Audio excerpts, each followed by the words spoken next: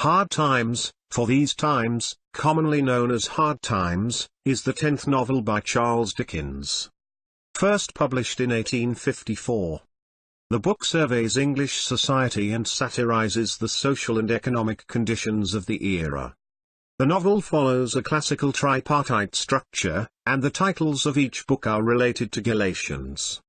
For whatsoever a man soweth, that shall he also reap. Book 1 is entitled Sowing, Book 2 is entitled Reaping, and the third is Garnering. Book the second. Reaping. Chapter 1.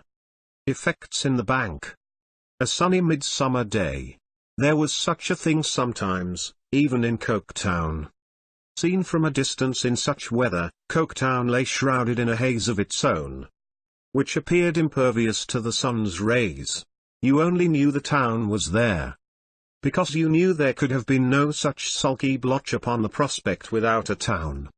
A blur of soot and smoke, now confusedly tending this way, now that way, now aspiring to the vault of heaven, now murkily creeping along the earth, as the wind rose and fell, or changed its quarter, a dense formless jumble, with sheets of cross light in it, that showed nothing but masses of darkness. Coketown in the distance was suggestive of itself, though not a brick of it could be seen. The wonder was, it was there at all. It had been ruined so often, that it was amazing how it had borne so many shocks. Surely there never was such fragile china ware as that of which the millers of Coketown were made. Handle them never so lightly, and they fell to pieces with such ease that you might suspect them of having been flawed before. They were ruined, when they were required to send labouring children to school. They were ruined when inspectors were appointed to look into their works. They were ruined when such inspectors considered it doubtful whether they were quite justified in chopping people up with their machinery. They were utterly undone, when it was hinted that perhaps they need not always make quite so much smoke. Besides Mr. Bounderby's gold spoon, which was generally received in Coketown, another prevalent fiction was very popular there. It took the form of a threat. Whenever a Coketowner felt he was ill-used, that is to say, whenever he was not left entirely alone, and it was proposed to hold him accountable for the consequences of any of his acts, he was sure to come out with the awful menace that he would sooner pitch his property into the Atlantic. This had terrified the Home Secretary within an inch of his life, on several occasions. However, the Coketowners were so patriotic after all, that they never had pitched their property into the Atlantic yet, but, on the contrary, had been kind enough to take mighty good care of it. So there it was, in the haze yonder. And it increased and multiplied. The streets were hot and dusty on the summer day, and the sun was so bright that it even shone through the heavy vapour drooping over Coketown, and could not be looked at steadily. Stokers emerged from low underground doorways into factory yards, and sat on steps, and posts, and palings, wiping their swarthy visages, and contemplating coals. The whole town seemed to be frying in oil. There was a stifling smell of hot oil everywhere. The steam engines shone with it, the dresses of the hands were soiled with it. The mills throughout their many stories oozed and trickled it. The atmosphere of those fairy palaces was like the breath of the simoom, and their inhabitants, wasting with heat, toiled languidly in the desert. But no temperature made the melancholy mad elephants more mad or more sane. Their wearisome heads went up and down at the same rate, in hot weather and cold, wet weather and dry, fair weather and foul. The measured motion of their shadows on the walls was the substitute Coketown had to show for the shadows of rustling woods, while, for the summer hum of insects, it could offer, all the year round, from the dawn of Monday to the night of Saturday, the whir of shafts and wheels. Drowsily they whirred all through this sunny day, making the passenger more sleepy and more hot as he passed the humming walls of the mills, sun blinds, and sprinklings of water. A little cooled the main streets and the shops, but the mills, and the courts and alleys, baked at a fierce heat, down upon the river that was black and thick with dye. Some Coketown boys who were at large, a rare sight there, rowed a crazy boat, which made a spumous track upon the water as it jogged along, while every dip of an oar stirred up vile smells. But the sun itself, however beneficent, generally, was less kind to Coketown than hard frost, and rarely looked intently into any of its closer regions without engendering more death than life. So does the eye of heaven itself become an evil eye, when incapable or sordid hands are interposed between it and the things it looks upon to bless. Mrs. Sparsit sat in her afternoon apartment at the bank, on the shadier side of the Frying Street. Office hours were over, and at that period of the day, in warm weather, she usually embellished with her genteel presence a managerial boardroom over the public office. Her own private sitting room was a story higher, at the window of which post of observation she was ready every morning to greet Mr. Bounderby, as he came across the road, with the sympathizing recognition appropriate to a victim. He had been married now a year, and Mrs. Sparsit had never released him from her determined pity a moment. The bank offered no violence to the wholesome monotony of the town. It was another red brick house, with black outside shutters, green inside blinds, a black street door up 2 white steps, a brazen door plate, and a brazen door handle full stop. It was a size larger than Mr. Bounderby's house, as other houses were from a size to half a dozen sizes smaller. In all other particulars, it was strictly according to pattern. Mrs. Sparsit was conscious that by coming in the evening tide among the desks and writing implements, she shed a feminine, not to say also aristocratic, grace upon the office, seated, with her needlework or netting apparatus. At the window, she had a self-laudatory sense of correcting, by her ladylike deportment, the rude business aspect of the place. With this impression of her interesting character upon her, Mrs. Sparsit considered herself, in some sort, the bank fairy. The townspeople who, in their passing and repassing, saw her there, regarded her as the bank dragon keeping watch over the treasures of the mine. What those treasures were, Mrs. Sparsit knew as little as they did. Gold and silver coin, precious paper, secrets that if divulged would bring vague destruction upon vague persons. Generally, however, people whom she disliked, were the chief items in her ideal catalogue thereof. For the rest, she knew that after office hours, she reigned supreme over all the office furniture, and over a locked-up iron room with 3 locks, against the door of which strong chamber the light porter laid his head every night, on a truckle bed, that disappeared at cockcrow. Further, she was lady paramount over certain vaults in the basement, sharply spiked off from communication with the predatory world, and over the relics of the current day's work, consisting of blots of ink, worn-out pens, fragments of wafers, and scraps of paper torn so small that nothing interesting could ever be deciphered on them when Mrs. Sparsit tried. Lastly, she was guardian over a little armory of cutlasses and carbines, arrayed in vengeful order above one of the official chimney-pieces, and over that respectable tradition never to be separated from a place of business claiming to be wealthy, a row of fire-buckets, vessels calculated to be of no physical utility on any occasion, but observed to exercise a fine moral influence, almost equal to bullion, on most beholders. A deaf-serving woman and the light porter completed Mrs. Sparsit's empire. The deaf-serving woman was rumoured to be wealthy, and a saying had for years gone about among the lower orders of Coketown, that she would be murdered some night when the bank was shut, for the sake of her money. It was generally considered, indeed, that she had been due some time, and ought to have fallen long ago. But she had kept her life, and her situation, with an ill-conditioned tenacity that occasioned much offence and disappointment. Mrs. Sparsit's tea was just set for her on a pert little table, with its tripod of legs in an attitude, which she insinuated after office hours, into the company of the stern, leathern-topped, long-board table that bestrode the middle of the room. The light porter placed the tea-tray on it, knuckling his forehead as a form of homage. "Thank you, Bitzer," said Mrs. Sparsit. "Thank you, ma'am," returned the light porter. He was a very light porter indeed.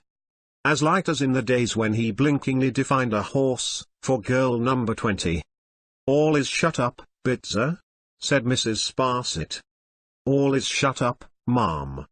And what, said Mrs. Sparsit, pouring out her tea, is the news of the day? Anything? Well, ma'am, I can't say that I have heard anything particular. Our people are a bad lot, ma'am, but that is no news, unfortunately. What are the restless wretches doing now? Asked Mrs. Sparsit. Merely going on in the old way, ma'am. Uniting, and leaguing, and engaging to stand by one another. It is much to be regretted, said Mrs. Sparsit, making her nose more omen and her eyebrows more Coriolannian in the strength of her severity, that the United Masters allow of any such class combinations. Yes, ma'am, said Bitzer. Being united themselves, they ought one and all to set their faces against employing any man who is united with any other man, said Mrs. Sparsit. They have done that, ma'am, returned Bitzer, but it rather fell through, ma'am. I do not pretend to understand these things, said Mrs. Sparsit, with dignity, my lot having been signally cast in a widely different sphere, and Mr. Sparsit, as a Powler, being also quite out of the pale of any such dissensions. I only know that these people must be conquered, and that it's high time it was done, once for all. Yes, ma'am, returned Bitzer, with a demonstration of great respect for Mrs. Sparsit's oracular authority. You couldn't put it clearer, I am sure, ma'am. As this was his usual hour for having a little confidential chat with Mrs. Sparsit. And as he had already caught her eye and seen that she was going to ask him something, he made a pretense of arranging the rulers, inkstands, and so forth, while that lady went on with her tea, glancing through the open window, down into the street. Has it been a busy day, Bitzer? Asked Mrs. Sparsit. Not a very busy day, my lady. About an average day. He now and then slided into my lady, instead of ma'am, as an involuntary acknowledgment of Mrs. Sparsit's personal dignity and claims to reverence. The clerks, said Mrs. Sparsit, carefully brushing an imperceptible crumb of bread and butter from her left-hand mitten, are trustworthy, punctual, and industrious, of course. Yes, ma'am, pretty fair, ma'am. With the usual exception. He held the respectable office of general spy and informer in the establishment, for which volunteer service he received a present at Christmas, over and above his weekly wage. He had grown into an extremely clear-headed, cautious, prudent young man, who was safe to rise in the world. His mind was so exactly regulated, that he had no affections or passions. All his proceedings were the result of the nicest and coldest calculation, and it was not without cause that Mrs. Sparsit habitually observed of him, that he was a young man of the steadiest principle she had ever known. Having satisfied himself, on his father's death, that his mother had a right of settlement in Coketown. This excellent young economist had asserted that right for her with such a steadfast adherence to the principle of the case, that she had been shut up in the workhouse ever since. It must be admitted that he allowed her £0.5 of tea a year. Which was weak in him, first, because all gifts have an inevitable tendency to pauperize the recipient, and secondly, because his only reasonable transaction in that commodity would have been to buy it for as little as he could possibly give, and sell it for as much as he could possibly get, it having been clearly ascertained by philosophers that in this is comprised the whole duty of man, not a part of man's duty, but the whole. Pretty fair, ma'am. With the usual exception, ma'am, repeated Bitzer. R.H., said Mrs. Sparsit, shaking her head over her teacup, and taking a long gulp. Mr. Thomas, ma'am, I doubt Mr. Thomas very much, ma'am, I don't like his ways at all. Bitzer, said Mrs. Sparsit, in a very impressive manner, do you recollect my having said anything to you respecting names? I beg your pardon, ma'am. It's quite true that you did object to names being used, and they're always best avoided. Please to remember that I have a charge here, said Mrs. Sparsit, with her air of state. I hold a trust here, Bitzer, under Mr. Bounderby. However improbable both Mr. Bounderby and myself might have deemed it years ago. That he would ever become my patron, making me an annual compliment, I cannot but regard him in that light. From Mr. Bounderby I have received every acknowledgment of my social station, and every recognition of my family descent, that I could possibly expect. More, far more. Therefore, to my patron I will be scrupulously true. And I do not consider, I will not consider, I cannot consider, said Mrs. Sparsit, with a most extensive stock on hand of honour and morality, that I should be scrupulously true, if I allowed names to be mentioned under this roof, that are unfortunately, most unfortunately, no doubt of that, connected with his. Bitzer knuckled his forehead again, and again begged pardon. No, Bitzer, continued Mrs. Sparsit, say an individual, and I will hear you, say Mr. Thomas, and you must excuse me. With the usual exception, ma'am, said Bitzer, trying back, of an individual. R.H. Mrs. Sparsit repeated the ejaculation, the shake of the head over her teacup, and the long gulp, as taking up the conversation again at the point where it had been interrupted. An individual, ma'am, said Bitzer, has never been what he ought to have been. Since he first came into the place. He is a dissipated, extravagant idler. He is not worth his salt, ma'am. He wouldn't get it either, if he hadn't a friend and relation at court, ma'am. R.H. said Mrs. Sparsit, with another melancholy shake of her head. I only hope, ma'am, pursued Bitzer, that his friend and relation may not supply him with the means of carrying on. Otherwise, ma'am, we know out of whose pocket that money comes. R.H. sighed Mrs. Sparsit again, with another melancholy shake of her head. He is to be pitied, ma'am. The last party I have alluded to, is to be pitied, ma'am, said Bitzer. Yes, Bitzer, said Mrs. Sparsit. I have always pitied the delusion, always. As to an individual, ma'am, said Bitzer, dropping his voice and drawing nearer. He is as improvident as any of the people in this town. And you know what their improvidence is, ma'am. No one could wish to know it better than a lady of your eminence does. They would do well, returned Mrs. Sparsit, to take example by you, Bitzer.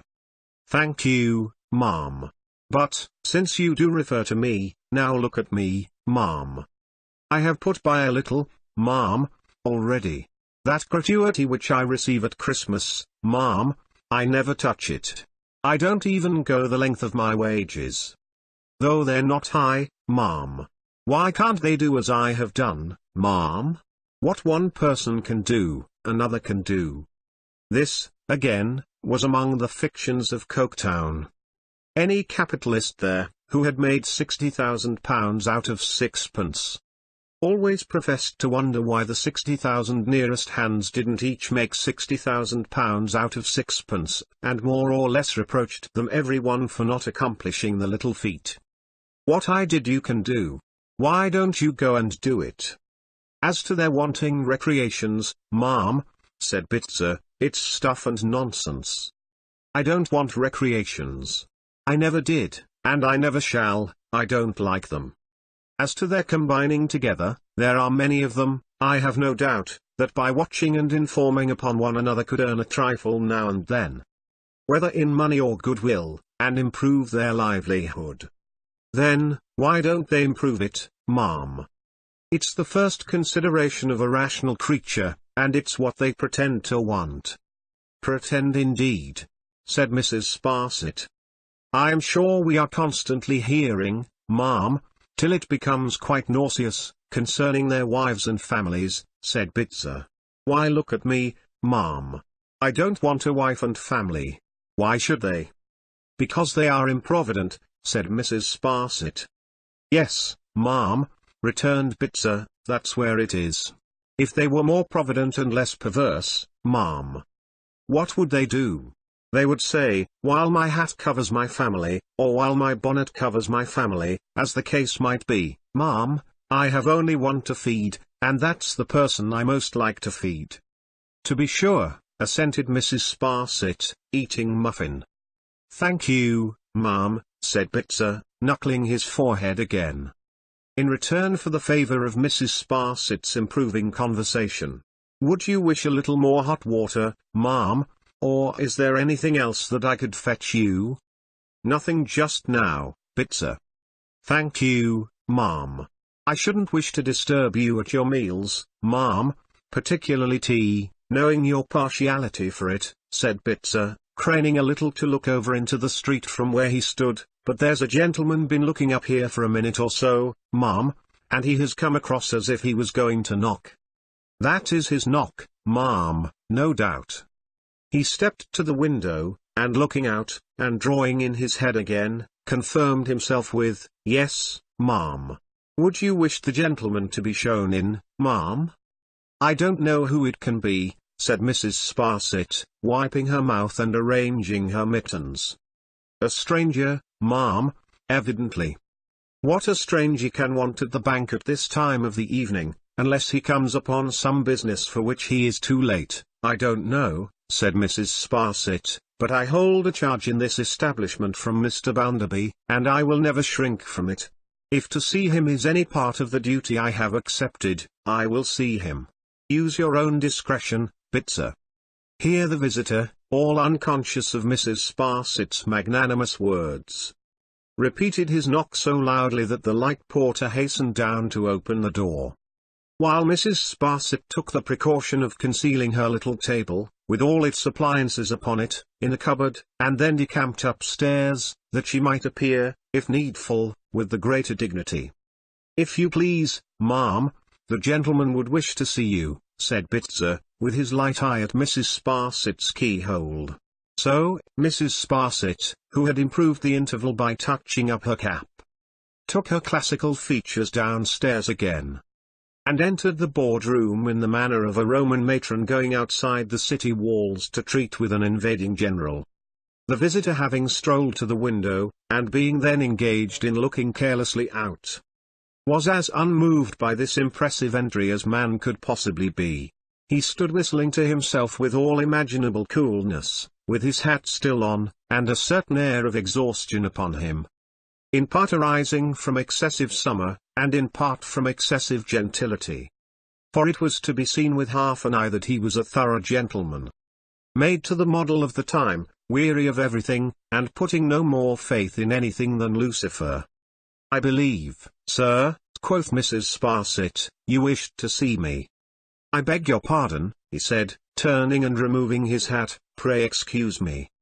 "Humphrey," thought Mrs. Sparsit, as she made a stately bend. 35, good-looking, good figure, good teeth, good voice, good breeding, well-dressed, dark hair, bold eyes. All which Mrs. Sparsit observed in her womanly way, like the sultan who put his head in the pail of water, merely in dipping down and coming up again.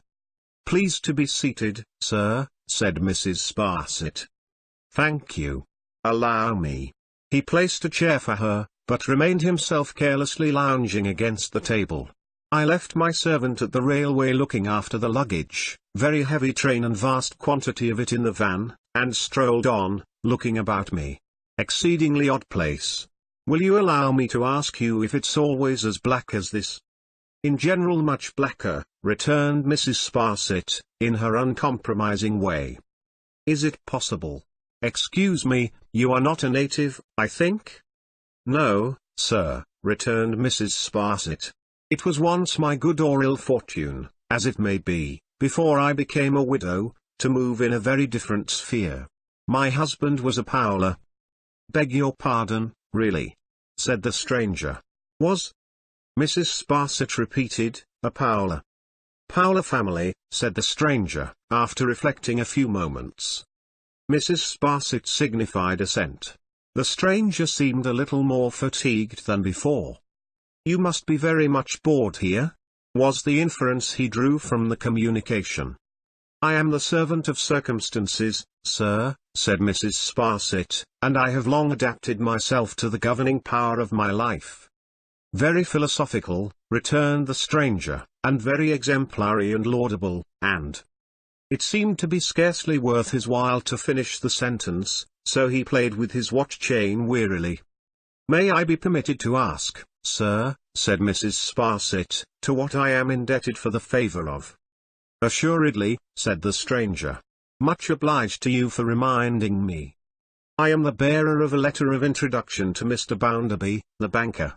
Walking through this extraordinarily black town, while they were getting dinner ready at the hotel, I asked a fellow whom I met, one of the working people, who appeared to have been taking a shower bath of something fluffy, which I assumed to be the raw material. Mrs. Sparsit inclined her head.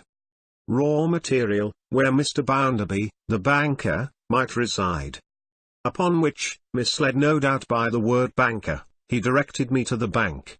Fact being, I presume, that Mr. Bounderby the banker does not reside in the edifice in which I have the honour of offering this explanation? "No, sir," returned Mrs. Sparsit, "he does not." "Thank you.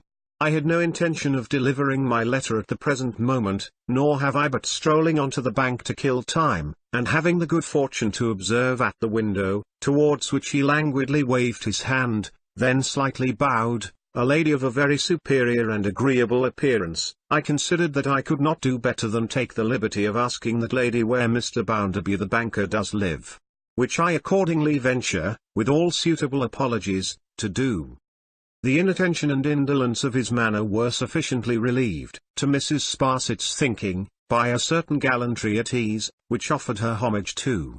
Here he was, for instance, at this moment, all but sitting on the table, and yet lazily bending over her, as if he acknowledged an attraction in her that made her charming, in her way. "Banks, I know, are always suspicious, and officially must be," said the stranger, whose lightness and smoothness of speech were pleasant likewise, suggesting matter far more sensible and humorous than it ever contained, which was perhaps a shrewd device of the founder of this numerous sect. Whosoever may have been that great man, therefore I may observe that my letter, here it is from the member for this place, Gradgrind, whom I have had the pleasure of knowing in London. Mrs. Sparsit recognized the hand, intimated that such confirmation was quite unnecessary, and gave Mr. Bounderby's address, with all needful clues and directions in aid. "Thousand thanks," said the stranger. "Of course you know the banker well?" "Yes, sir," rejoined Mrs. Sparsit. "In my dependent relation towards him, I have known him 10 years. Quite an eternity. I think he married Gradgrind's daughter?" "Yes," said Mrs. Sparsit, suddenly compressing her mouth, "he had that honour. The lady is quite a philosopher, I am told." "Indeed, sir," said Mrs. Sparsit. "Is she?"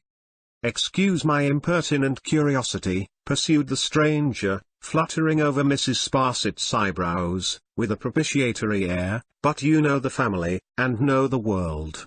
I am about to know the family, and may have much to do with them. Is the lady so very alarming? Her father gives her such a portentously hard-headed reputation, that I have a burning desire to know. Is she absolutely unapproachable? Repellently and stunningly clever?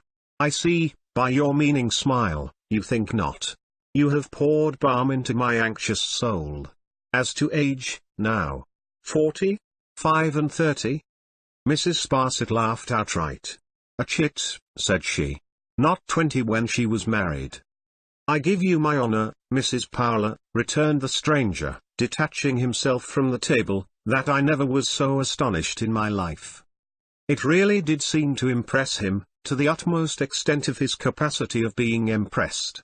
He looked at his informant for full a quarter of a minute, and appeared to have the surprise in his mind all the time. "I assure you, Mrs. Powler," he then said, much exhausted, "that the father's manner prepared me for a grim and stony maturity. I am obliged to you, of all things, for correcting so absurd a mistake. Pray excuse my intrusion. Many thanks. Good day." He bowed himself out, and Mrs. Sparsit, hiding in the window curtain, saw him languishing down the street on the shady side of the way, observed of all the town. "What do you think of the gentleman, Bitzer?" she asked the light porter, when he came to take away. "Spends a deal of money on his dress, ma'am." "It must be admitted," said Mrs. Sparsit, "that it's very tasteful." "Yes, ma'am, returned Bitzer, if that's worth the money. Besides which, ma'am, resumed Bitzer, while he was polishing the table, he looks to me as if he gamed. It's immoral to game, said Mrs. Sparsit. It's ridiculous, ma'am, said Bitzer, because the chances are against the players. Whether it was that the heat prevented Mrs. Sparsit from working, or whether it was that her hand was out, she did no work that night. She sat at the window, when the sun began to sink behind the smoke. She sat there, when the smoke was burning red, when the color faded from it, when darkness seemed to rise slowly out of the ground, and creep upward, up to the house-tops, up the church steeple, up to the summits of the factory chimneys, up to the sky. Without a candle in the room, Mrs. Sparsit sat at the window, with her hands before her, not thinking much of the sounds of evening. The whooping of boys, the barking of dogs, the rumbling of wheels, the steps and voices of passengers, the shrill street cries, the clogs upon the pavement when it was their hour for going by. The shutting up of shop shutters. Not until the light porter announced that her nocturnal sweetbread was ready, did Mrs. Sparsit arouse herself from her reverie, and convey her dense black eyebrows, by that time creased with meditation, as if they needed ironing out upstairs. "Oh, you fool!" said Mrs. Sparsit, when she was alone at her supper. Whom she meant, she did not say, but she could scarcely have meant the sweetbread. Chapter 2. Mr. James Harthouse. The Gradgrind party wanted assistance in cutting the throats of the Graces. They went about recruiting, and where could they enlist recruits more hopefully, than among the fine gentlemen who, having found out everything to be worth nothing, were equally ready for anything? Moreover, the healthy spirits who had mounted to this sublime height were attractive to many of the Gradgrind school. They liked fine gentlemen, they pretended that they did not, but they did. They became exhausted in imitation of them, and they yo-yoed in their speech like them. And they served out, with an enervated air, the little mouldy rations of political economy, on which they regale their disciples. There never before was seen on earth such a wonderful hybrid race as was thus produced. Among the fine gentlemen not regularly belonging to the Gradgrind school, there was one of a good family and a better appearance, with a happy turn of humour which had told immensely with the House of Commons on the occasion of his entertaining it with his, and the Board of Directors, view of a railway accident, in which the most careful officers ever known, employed by the most liberal managers ever heard of, assisted by the finest mechanical contrivances ever devised, the whole in action on the best line ever constructed, had killed 5 people and wounded 32, by a casualty without which the excellence of the whole system would have been positively incomplete. Among the slain was a cow. And among the scattered articles unowned, a widow's cap. And the honourable member had so tickled the House, which has a delicate sense of humour, by putting the cap on the cow, that it became impatient of any serious reference to the coroner's inquest, and brought the railway off with cheers and laughter. Now, this gentleman had a younger brother of still better appearance than himself, who had tried life as a cornet of dragoons, and found it a bore, and had afterwards tried it in the train of an English minister abroad, and found it a bore, and had then strolled to Jerusalem, and got bored there, and had then gone yachting about the world, and got bored everywhere. To whom this honourable and jocular member fraternally said one day, "Jem, there's a good opening among the hard-fact fellows, and they want men. I wonder you don't go in for statistics." Jem, rather taken by the novelty of the idea, and very hard up for a change, was as ready to go in for statistics as for anything else. So, he went in. He coached himself up with a blue book or two, and his brother put it about among the hard-fact fellows, and said, "If you want to bring in, for any place, a handsome dog who can make you a devilish good speech, look after my brother Jem, for he's your man." After a few dashes in the public meeting way, Mr. Gradgrind and a council of political sages approved of Jem, and it was resolved to send him down to Coketown, to become known there and in the neighbourhood. Hence the letter Jem had last night shown to Mrs. Sparsit, which Mr. Bounderby now held in his hand, superscribed, Josiah Bounderby, Esquire, banker, Coketown. Specially to introduce James Harthouse, Esquire. Thomas Gradgrind. Within an hour of the receipt of this dispatch and Mr. James Harthouse's card, Mr. Bounderby put on his hat and went down to the hotel. There he found Mr. James Harthouse looking out of window, in a state of mind so disconsolate, that he was already half disposed to go in for something else. "My name, sir," said his visitor, "is Josiah Bounderby, of Coketown." Mr. James Harthouse was very happy indeed, though he scarcely looked so, to have a pleasure he had long expected. "Coketown, sir," said Bounderby, obstinately taking a chair, "is not the kind of place you have been accustomed to. Therefore, if you will allow me, or whether you will or not, for I am a plain man, I'll tell you something about it before we go any further." Mr. Harthouse would be charmed. "Don't be too sure of that," said Bounderby. "I don't promise it. First of all, do you see our smoke? That's meat and drink to us. It's the healthiest thing in the world in all respects, and particularly for the lungs. If you are one of those who want us to consume it, I differ from you. We are not going to wear the bottoms of our boilers out any faster than we wear 'em out now, for all the humbugging sentiment in Great Britain and Ireland." By way of going in to the fullest extent, Mr. Harthouse rejoined, "Mr. Bounderby, I assure you I am entirely and completely of your way of thinking. On conviction." "I am glad to hear it," said Bounderby. "Now, you have heard a lot of talk about the work in our mills, no doubt. You have? Very good. I'll state the fact of it to you. It's the pleasantest work there is, and it's the lightest work there is, and it's the best paid work there is. More than that, we couldn't improve the mills themselves, unless we laid down Turkey carpets on the floors. Which we're not a-going to do." Mr. Bounderby, perfectly right. "Lastly," said Bounderby, "as to our hands. There's not a hand in this town, sir, man, woman, or child, but has one ultimate object in life. That object is, to be fed on turtle soup and venison with a gold spoon. Now, they're not a-going, none of 'em, ever to be fed on turtle soup and venison with a gold spoon. And now you know the place." Mr. Harthouse professed himself in the highest degree instructed and refreshed, by this condensed epitome of the whole Coketown question.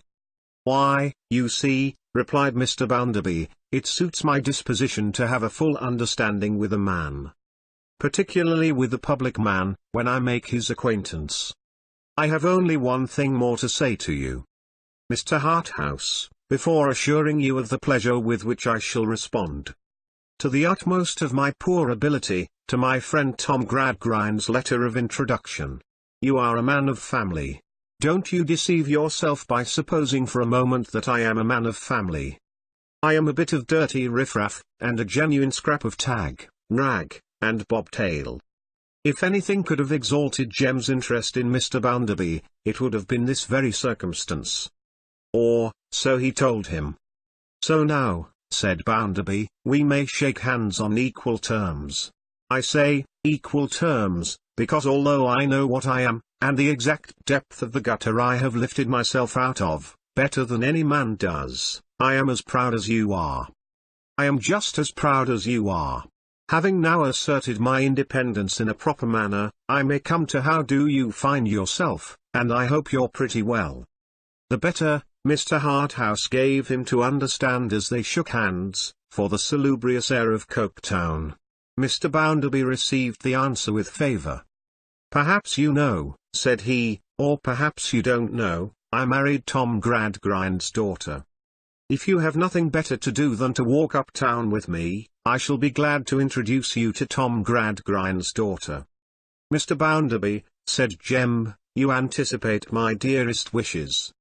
They went out without further discourse, and Mr. Bounderby piloted the new acquaintance who so strongly contrasted with him, to the private red brick dwelling, with the black outside shutters, the green inside blinds, and the black street door up the 2 white steps, in the drawing-room of which mansion there presently entered to them the most remarkable girl Mr. James Harthouse had ever seen. She was so constrained, and yet so careless, so reserved, and yet so watchful, so cold and proud, and yet so sensitively ashamed of her husband's braggart humility, from which she shrunk as if every example of it were a cut or a blow, that it was quite a new sensation to observe her. In face she was no less remarkable than in manner. Her features were handsome, but their natural play was so locked up, that it seemed impossible to guess at their genuine expression. Utterly indifferent, perfectly self-reliant. Never at a loss, and yet never at her ease, with her figure in company with them there, and her mind apparently quite alone, it was of no use going in yet a while to comprehend this girl, for she baffled all penetration. From the mistress of the house, the visitor glanced to the house itself. There was no mute sign of a woman in the room. No graceful little adornment, no fanciful little device, however trivial, anywhere expressed her influence. Cheerless and comfortless, boastfully and doggedly rich, there the room stared at its present occupants, unsoftened and unrelieved by the least trace of any womanly occupation. As Mr. Bounderby stood in the midst of his household gods, so those unrelenting divinities occupied their places around Mr. Bounderby, and they were worthy of one another, and well matched. "This, sir," said Bounderby, "is my wife, Mrs. Bounderby, Tom Gradgrind's eldest daughter. Lou, Mr. James Harthouse. Mr. Harthouse has joined your father's muster roll. If he is not Tom Gradgrind's colleague before long, I believe we shall at least hear of him in connection with one of our neighbouring towns. You observe, Mr. Harthouse, that my wife is my junior. I don't know what she saw in me to marry me, but she saw something in me, I suppose, or she wouldn't have married me. She has lots of expensive knowledge, sir, political and otherwise. If you want to cram for anything, I should be troubled to recommend you to a better adviser than Lou Bounderby.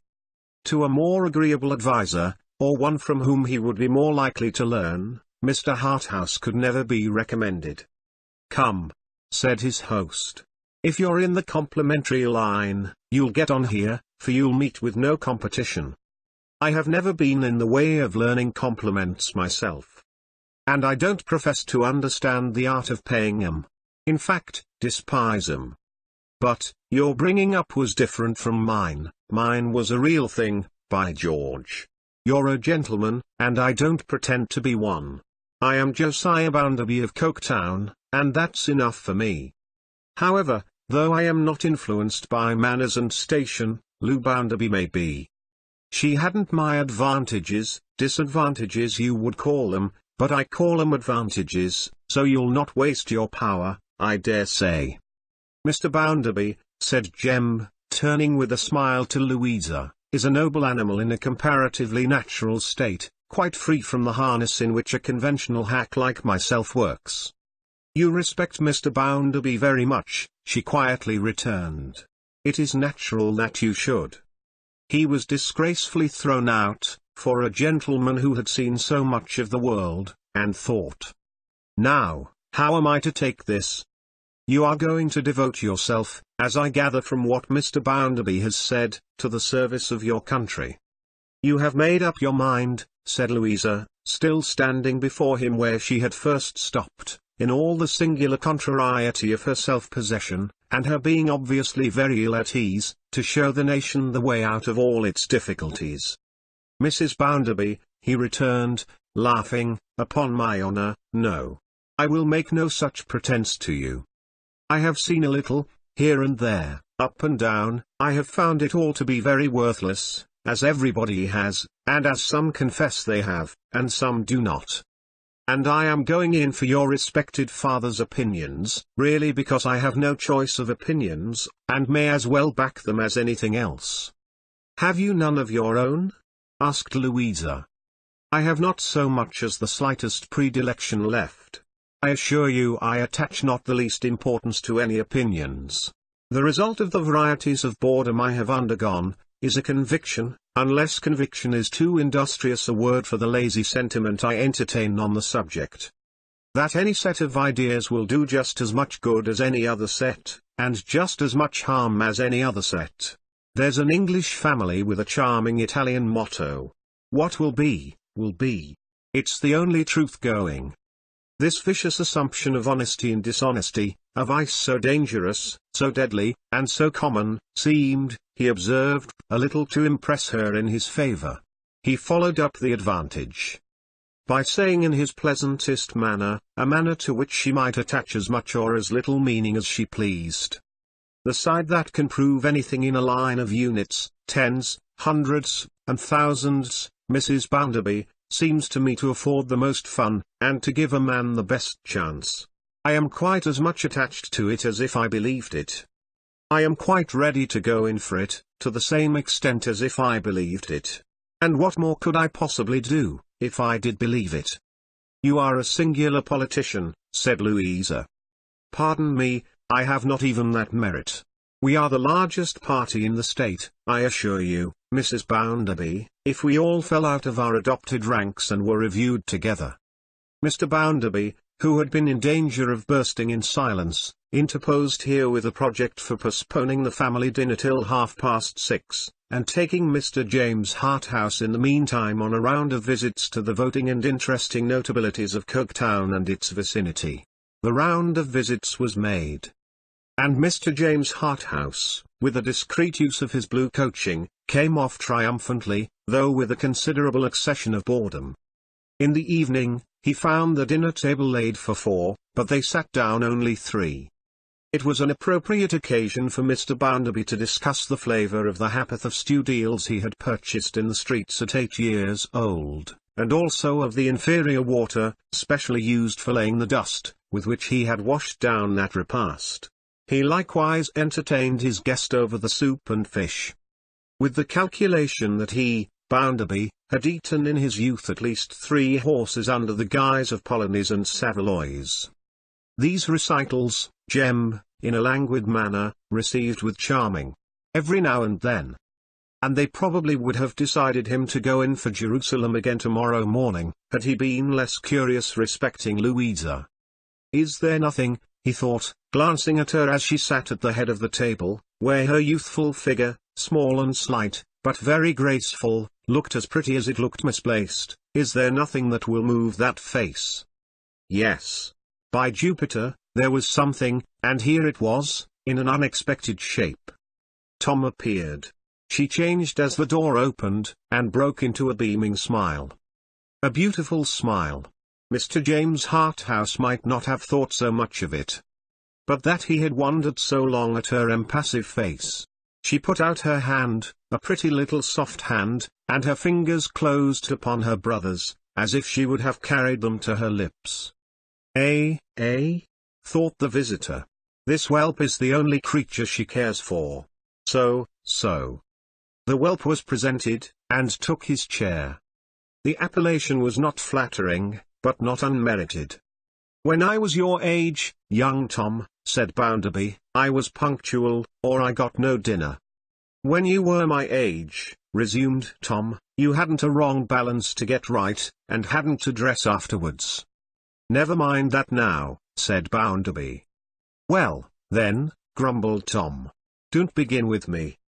"Mrs. Bounderby," said Harthouse, perfectly hearing this under strain as it went on, "your brother's face is quite familiar to me. Can I have seen him abroad? Or at some public school, perhaps?" "No," she resumed, quite interested, "he has never been abroad yet, and was educated here, at home."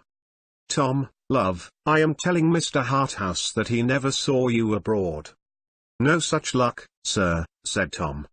There was little enough in him to brighten her face, for he was a sullen young fellow, and ungracious in his manner even to her.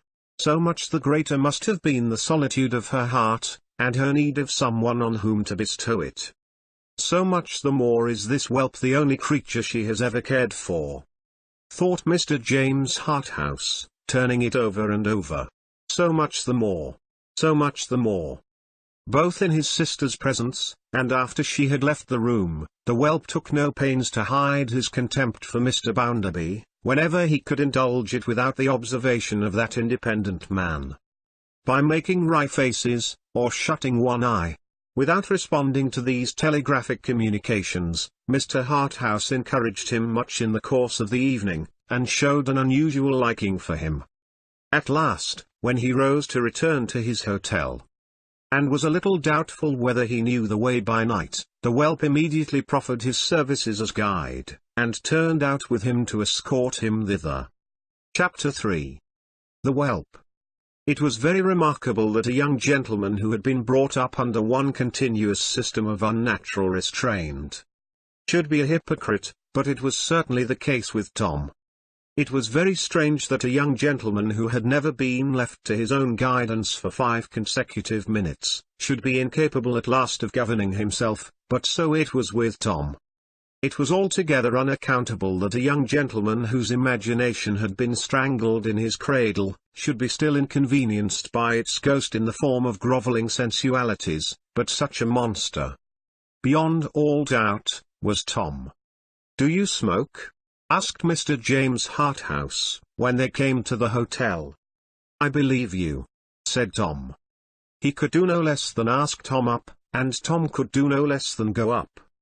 What with a cooling drink adapted to the weather, but not so weak as cool, and what with a rarer tobacco than was to be bought in those parts, Tom was soon in a highly free and easy state at his end of the sofa, and more than ever disposed to admire his new friend at the other end. Tom blew his smoke aside, after he had been smoking a little while, and took an observation of his friend. "He don't seem to care about his dress," thought Tom, "and yet how capitally he does it. What an easy swell he is." Mr. James Harthouse, happening to catch Tom's eye, remarked that he drank nothing, and filled his glass with his own negligent hand. "Thankee," said Tom. "Thankee. Well, Mr. Harthouse, I hope you have had about a dose of old Bounderby tonight." Tom said this with one eye shut up again, and looking over his glass knowingly, at his entertainer. "A very good fellow indeed," returned Mr. James Harthouse. "You think so, don't you?" said Tom, and shut up his eye again.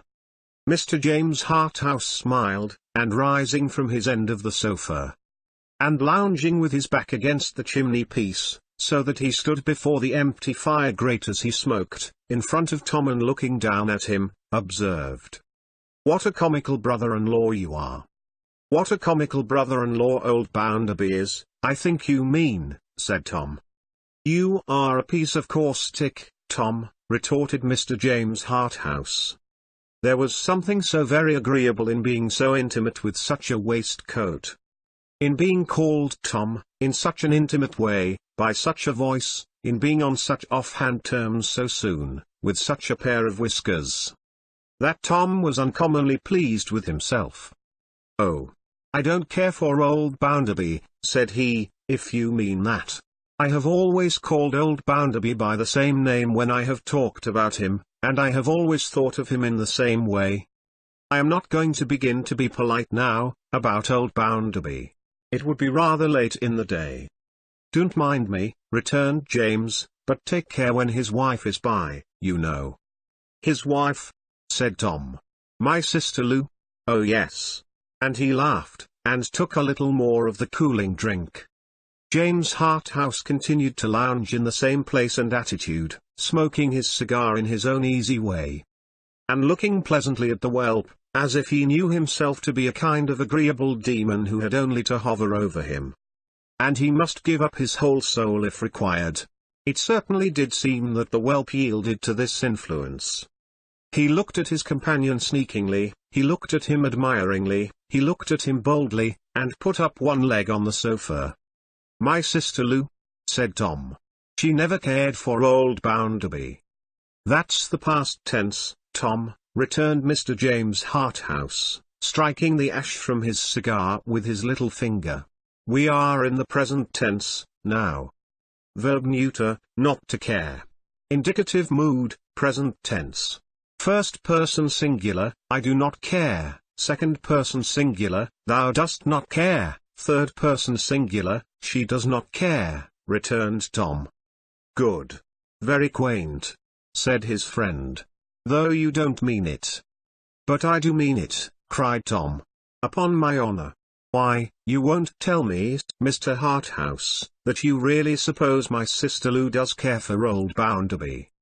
"My dear fellow," returned the other, "what am I bound to suppose, when I find two married people living in harmony and happiness?" Tom had by this time got both his legs on the sofa.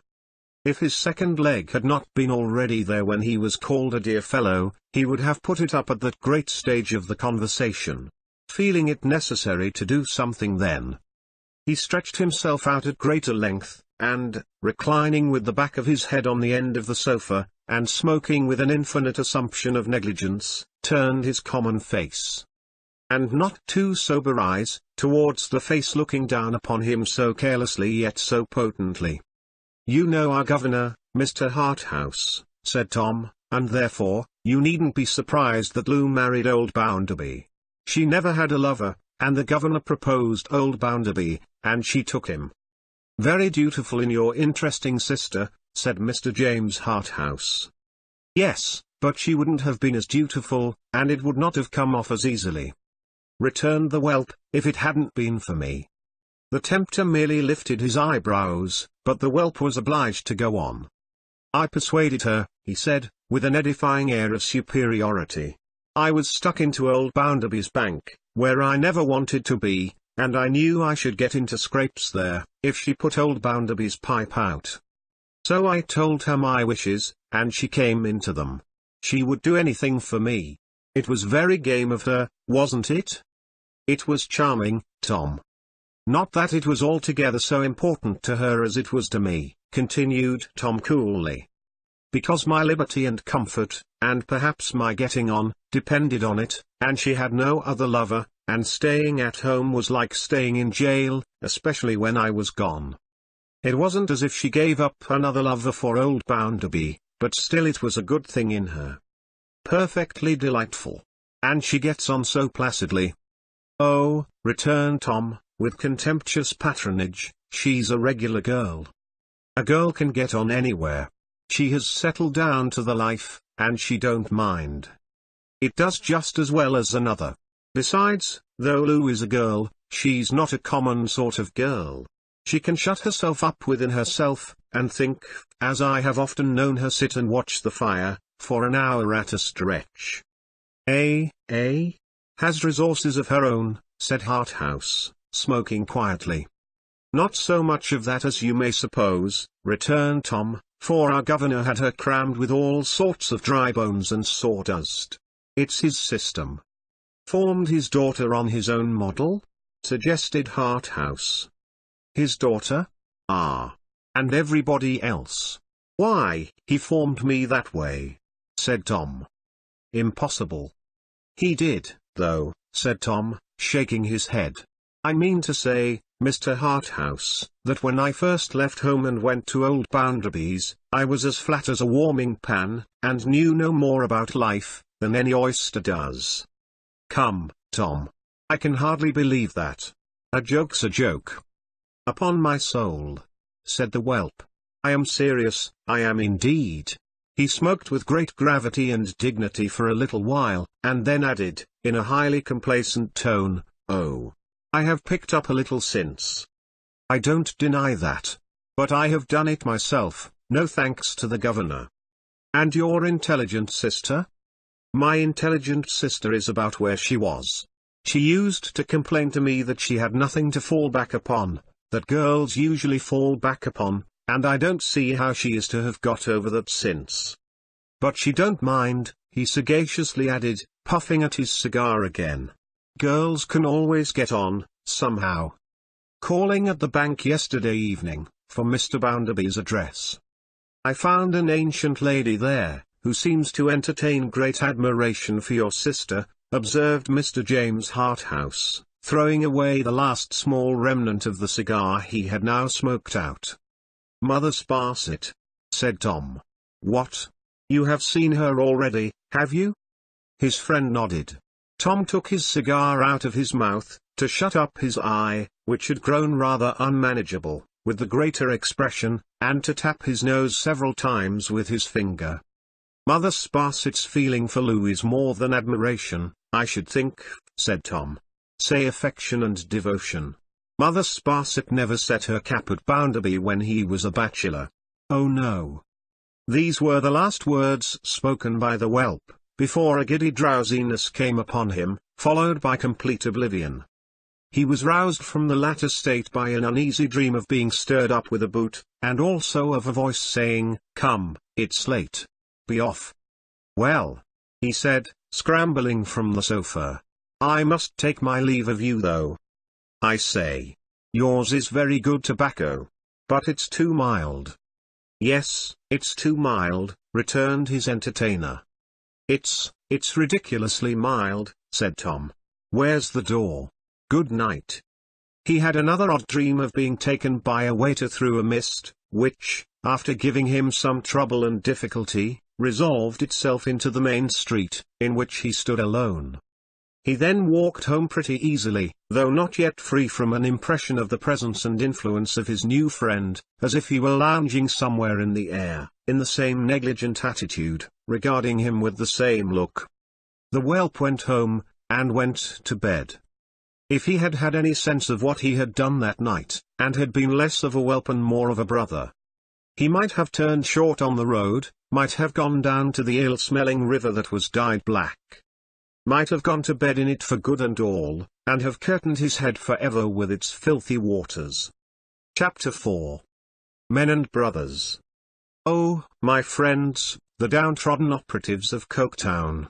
Oh, my friends and fellow countrymen, the slaves of an iron-handed and a grinding despotism. Oh, my friends and fellow sufferers, and fellow workmen, and fellow men. I tell you that the hour is come, when we must rally round one another as one united power, and crumble into just the oppressors that too long have battened upon the plunder of our families, upon the sweat of our brows, upon the labor of our hands, upon the strength of our sinews, upon the God-created glorious rights of humanity, and upon the holy and eternal privileges of brotherhood. Good. Hear, hear, hear. Hurrah! And other cries arose in many voices from various parts of the densely crowded and suffocatingly close hall, in which the orator, perched on a stage, delivered himself of this and what other froth and fume he had in him. He had declaimed himself into a violent heat, and was as hoarse as he was hot, by dint of roaring at the top of his voice under a flaring gaslight, clenching his fists, knitting his brows, setting his teeth, and pounding with his arms. He had taken so much out of himself by this time, that he was brought to a stop, and called for a glass of water. As he stood there, trying to quench his fiery face with his drink of water, the comparison between the orator and the crowd of attentive faces turned towards him, was extremely to his disadvantage. Judging him by nature's evidence, he was above the mass in very little but the stage on which he stood. In many great respects he was essentially below them. He was not so honest, he was not so manly, he was not so good-humoured, he substituted cunning for their simplicity, and passion for their safe solid sense. An ill-made, high-shouldered man, with lowering brows, and his features crushed into an habitually sour expression. He contrasted most unfavourably, even in his mongrel dress, with the great body of his hearers in their plain working clothes. Strange as it always is to consider any assembly in the act of submissively resigning itself to the dreariness of some complacent person, lord or commoner, whom 3/4 of it could, by no human means, raise out of the slough of insanity to their own intellectual level. It was particularly strange, and it was even particularly affecting, to see this crowd of earnest faces, whose honesty in the main no competent observer free from bias could doubt, so agitated by such a leader. Good. Hear, hear. Hurrah! The eagerness both of attention and intention, exhibited in all the countenances, made them a most impressive sight. There was no carelessness, no languor, no idle curiosity, none of the many shades of indifference to be seen in all other assemblies, visible for one moment there. That every man felt his condition to be, somehow or other, worse than it might be, that every man considered it incumbent on him to join the rest towards the making of it better, that every man felt his only hope to be in his allying himself to the comrades by whom he was surrounded, and that in this belief, right or wrong, unhappily wrong then, the whole of that crowd were gravely, deeply, faithfully in earnest, must have been as plain to anyone who chose to see what was there, as the bare beams of the roof and the whitened brick walls. Nor could any such spectator fail to know in his own breast that these men, through their very delusions, showed great qualities, susceptible of being turned to the happiest and best account, and that to pretend, on the strength of sweeping axioms, howsoever cut and dried, that they went astray wholly without cause, and of their own irrational wills, was to pretend that there could be smoke without fire, death without birth, harvest without seed, anything or everything produced from nothing. The orator, having refreshed himself, wiped his corrugated forehead from left to right several times with his handkerchief folded into a pad, and concentrated all his revived forces, in a sneer of great disdain and bitterness.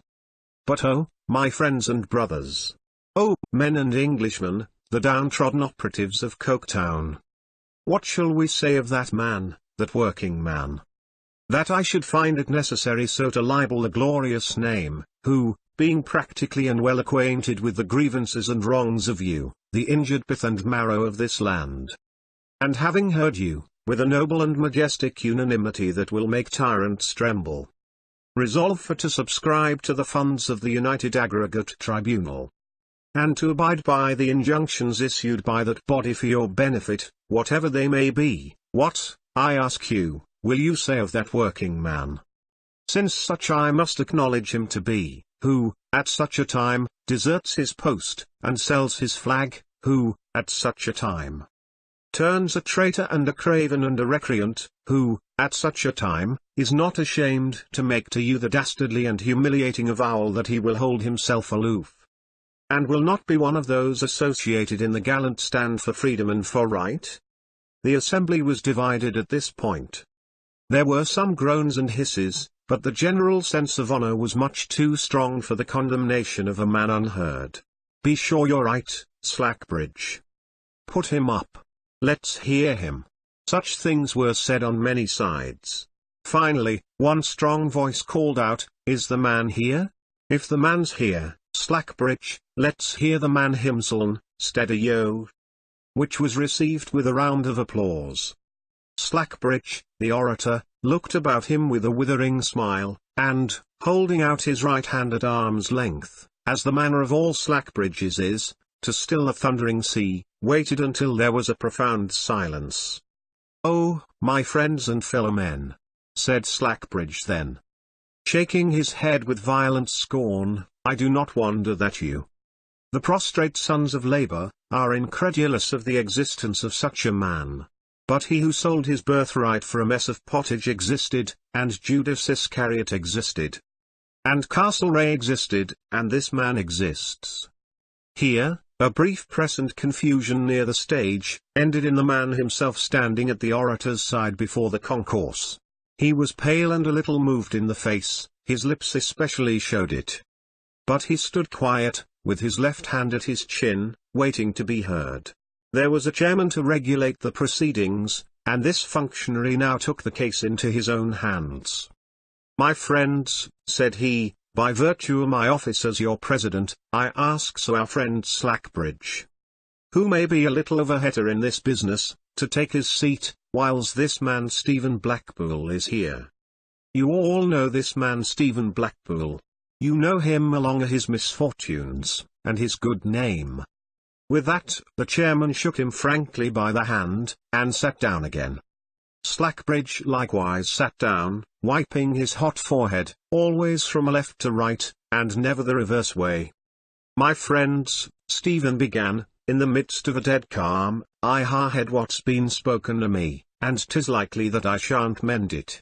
But I'd liefer you'd hearn the truth concerning myself, fro my lips than fro only other man's, though I never couldn't speak afore so many, who've been moidered and muddled."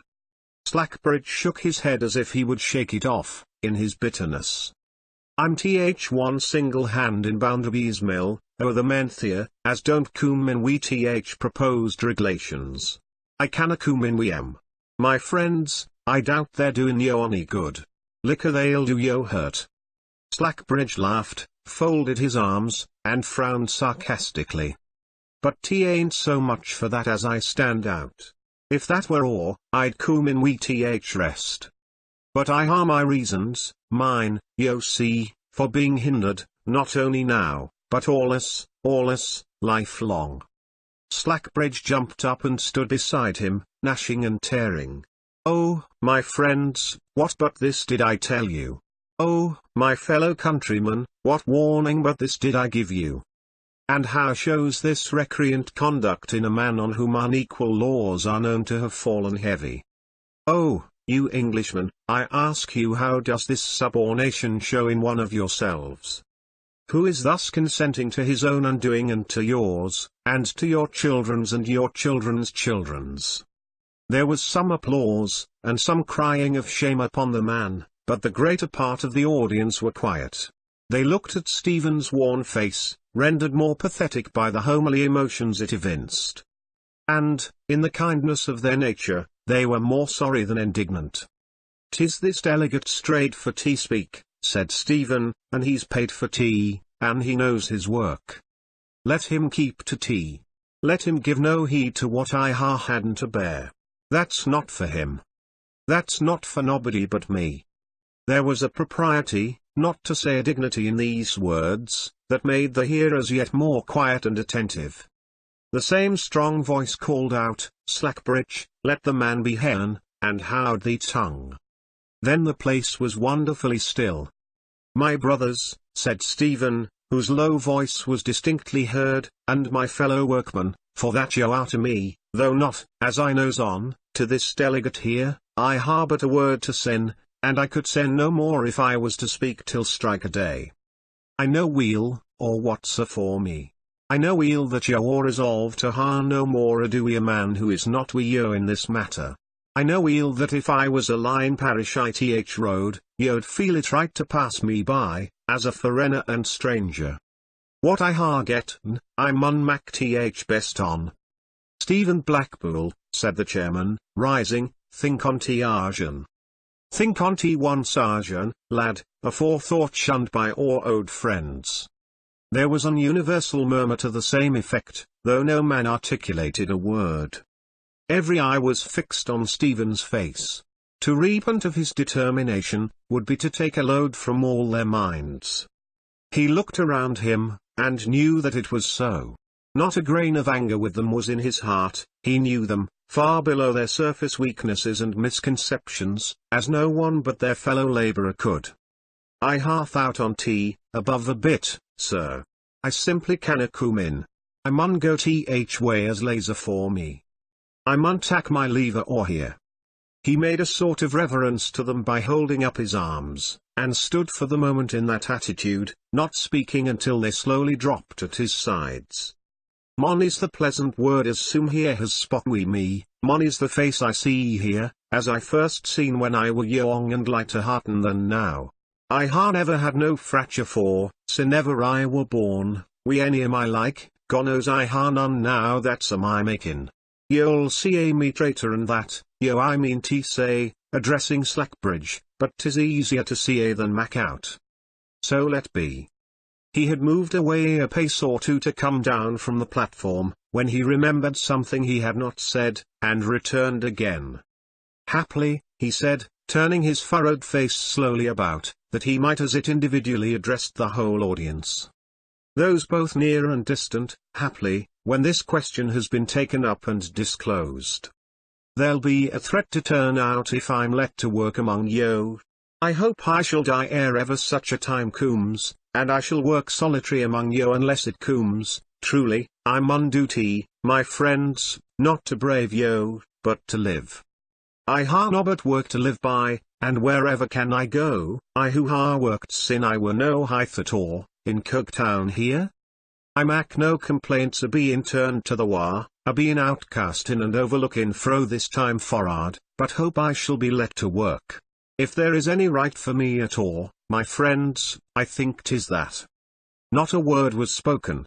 Not a sound was audible in the building, but the slight rustle of men moving a little apart, all along the centre of the room, to open a means of passing out. To the man with whom they had all bound themselves to renounce companionship. Looking at no one, and going his way with a lowly steadiness upon him that asserted nothing and sought nothing, old Stephen, with all his troubles on his head, left the scene. Then Slackbridge, who had kept his oratorical arm extended during the going out, as if he were repressing with infinite solicitude and by a wonderful moral power the vehement passions of the multitude, applied himself to raising their spirits. Had not the Roman Brutus, oh, my British countrymen, condemned his son to death, and had not the Spartan mothers, oh my soon-to-be victorious friends, driven their flying children on the points of their enemies' swords?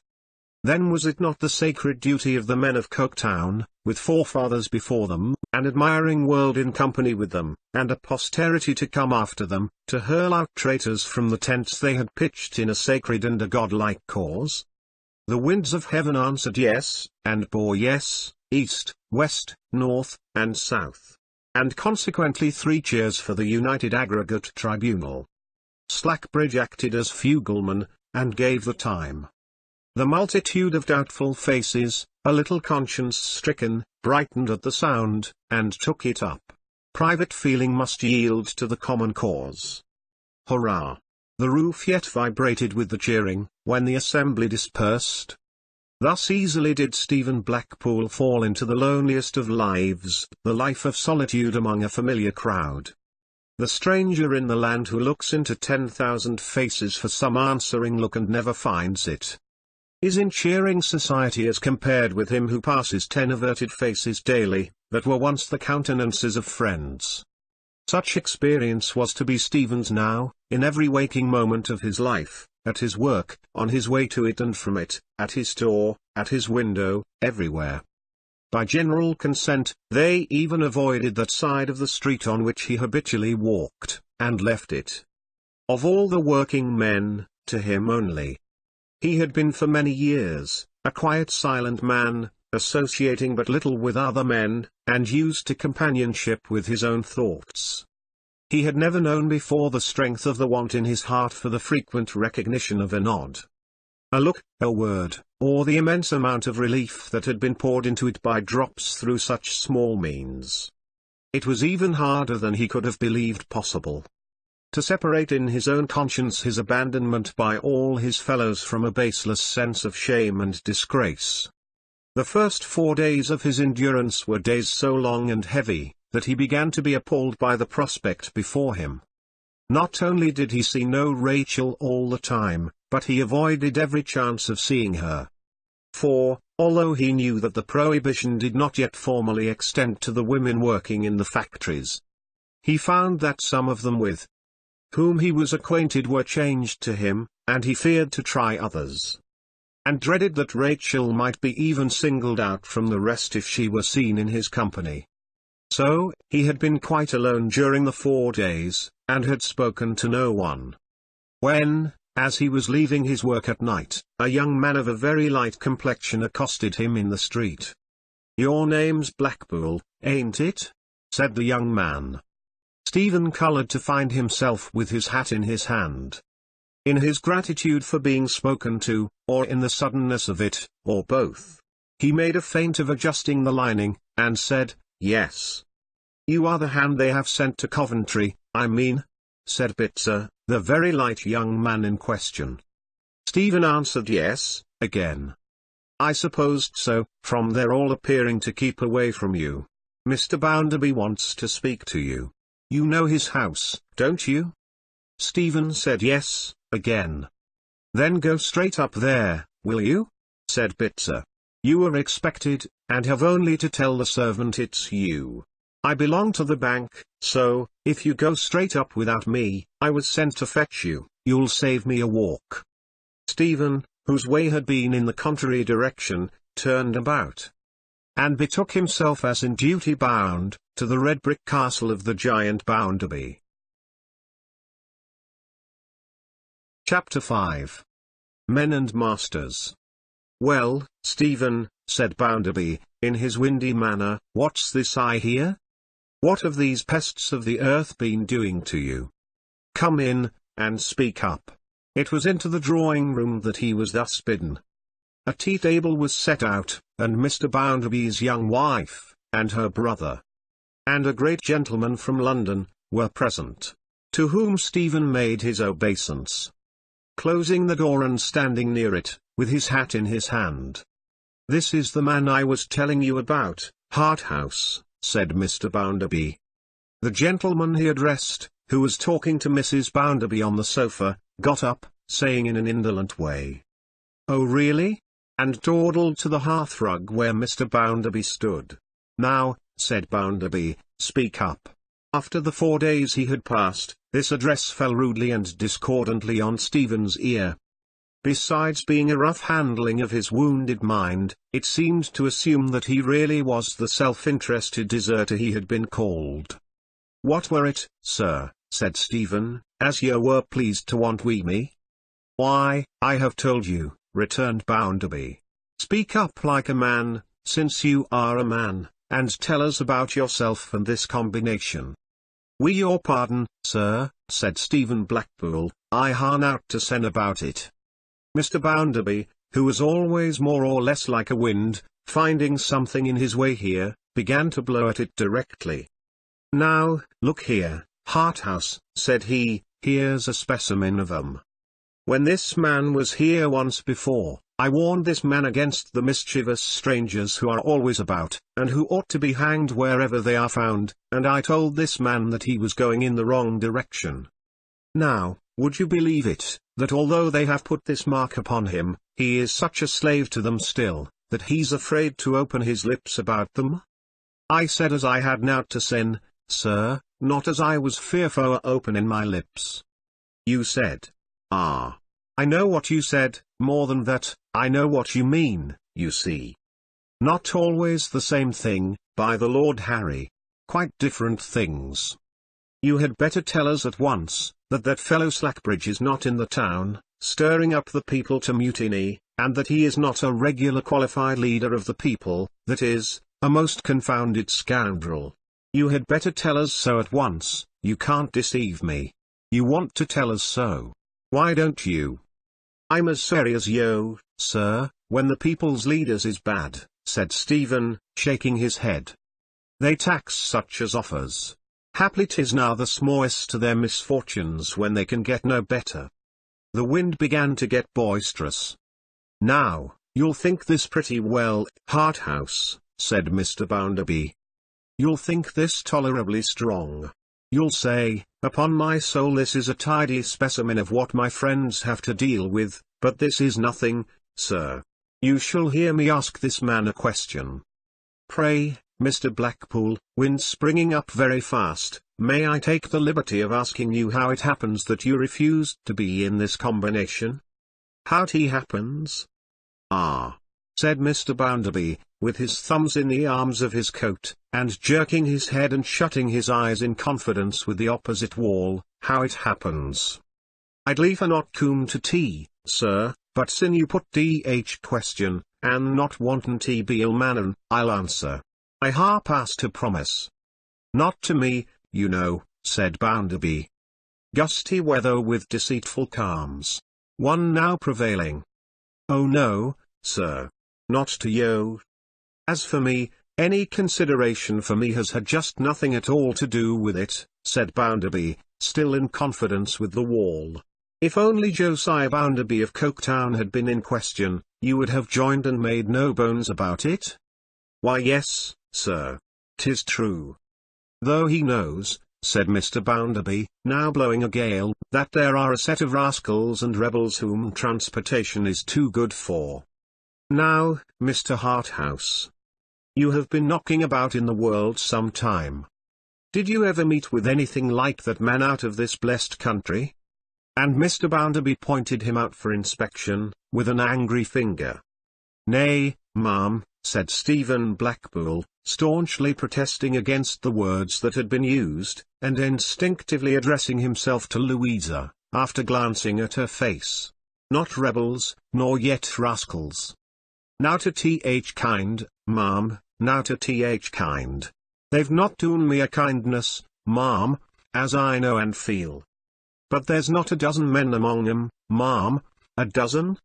Not 6, but what believes as he has done his duty by the rest and by himseln. God forbid as I, that ha known, and had an experience of these men all my life, that ha etten and roonken we 'em, and seaten we 'em, and toil we 'em, and love in 'em, should fail for to stand by 'em with the truth, let 'em ha doon to me what they may. He spoke with the rugged earnestness of his place and character, deepened perhaps by a proud consciousness that he was faithful to his class under all their mistrust, but he fully remembered where he was, and did not even raise his voice. No, ma'am, no. They're true to one another, faithful to one another, affectionate to one another, e'en to death. Be poor among 'em, be sick among 'em, grieve among 'em, for ony a th mony causes that carries grief to the poor man's door, and they'll be tender wi' yo, gentle wi' yo, comfortable wi' yo, christen wi' yo. Be sure o' that, ma'am. They'd be riven to bits, ere ever they'd be different. In short, said Mr. Bounderby, it's because they are so full of virtues that they have turned you adrift. Go through with it while you are about it. Out with it. How 'tis, ma'am, resumed Stephen, appearing still to find his natural refuge in Louisa's face, that what is best in us folk, seems to turn us most to trouble and misfortune and mistake. I dunno. But 'tis so. I know 'tis, as I know the heavens is over me a hint the smoke. We're patient too, and wants in general to do right. And I canna think the fault is all wi' us. Now, my friend, said Mr. Bounderby, whom he could not have exasperated more, quite unconscious of it though he was, than by seeming to appeal to anyone else, if you will favour me with your attention for half a minute. I should like to have a word or two with you. You said just now, that you had nothing to tell us about this business. You are quite sure of that before we go any further? Sir, I am sure on't.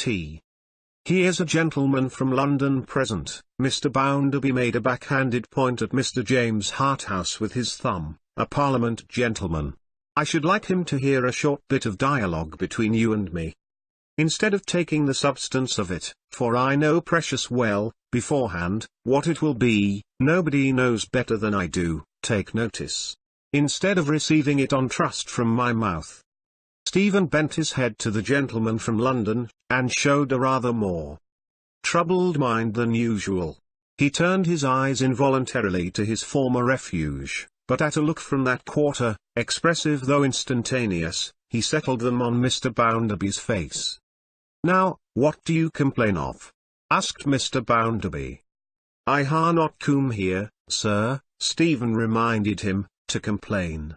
I come for that I were sent for. What, repeated Mr. Bounderby, folding his arms, do you people, in a general way, complain of?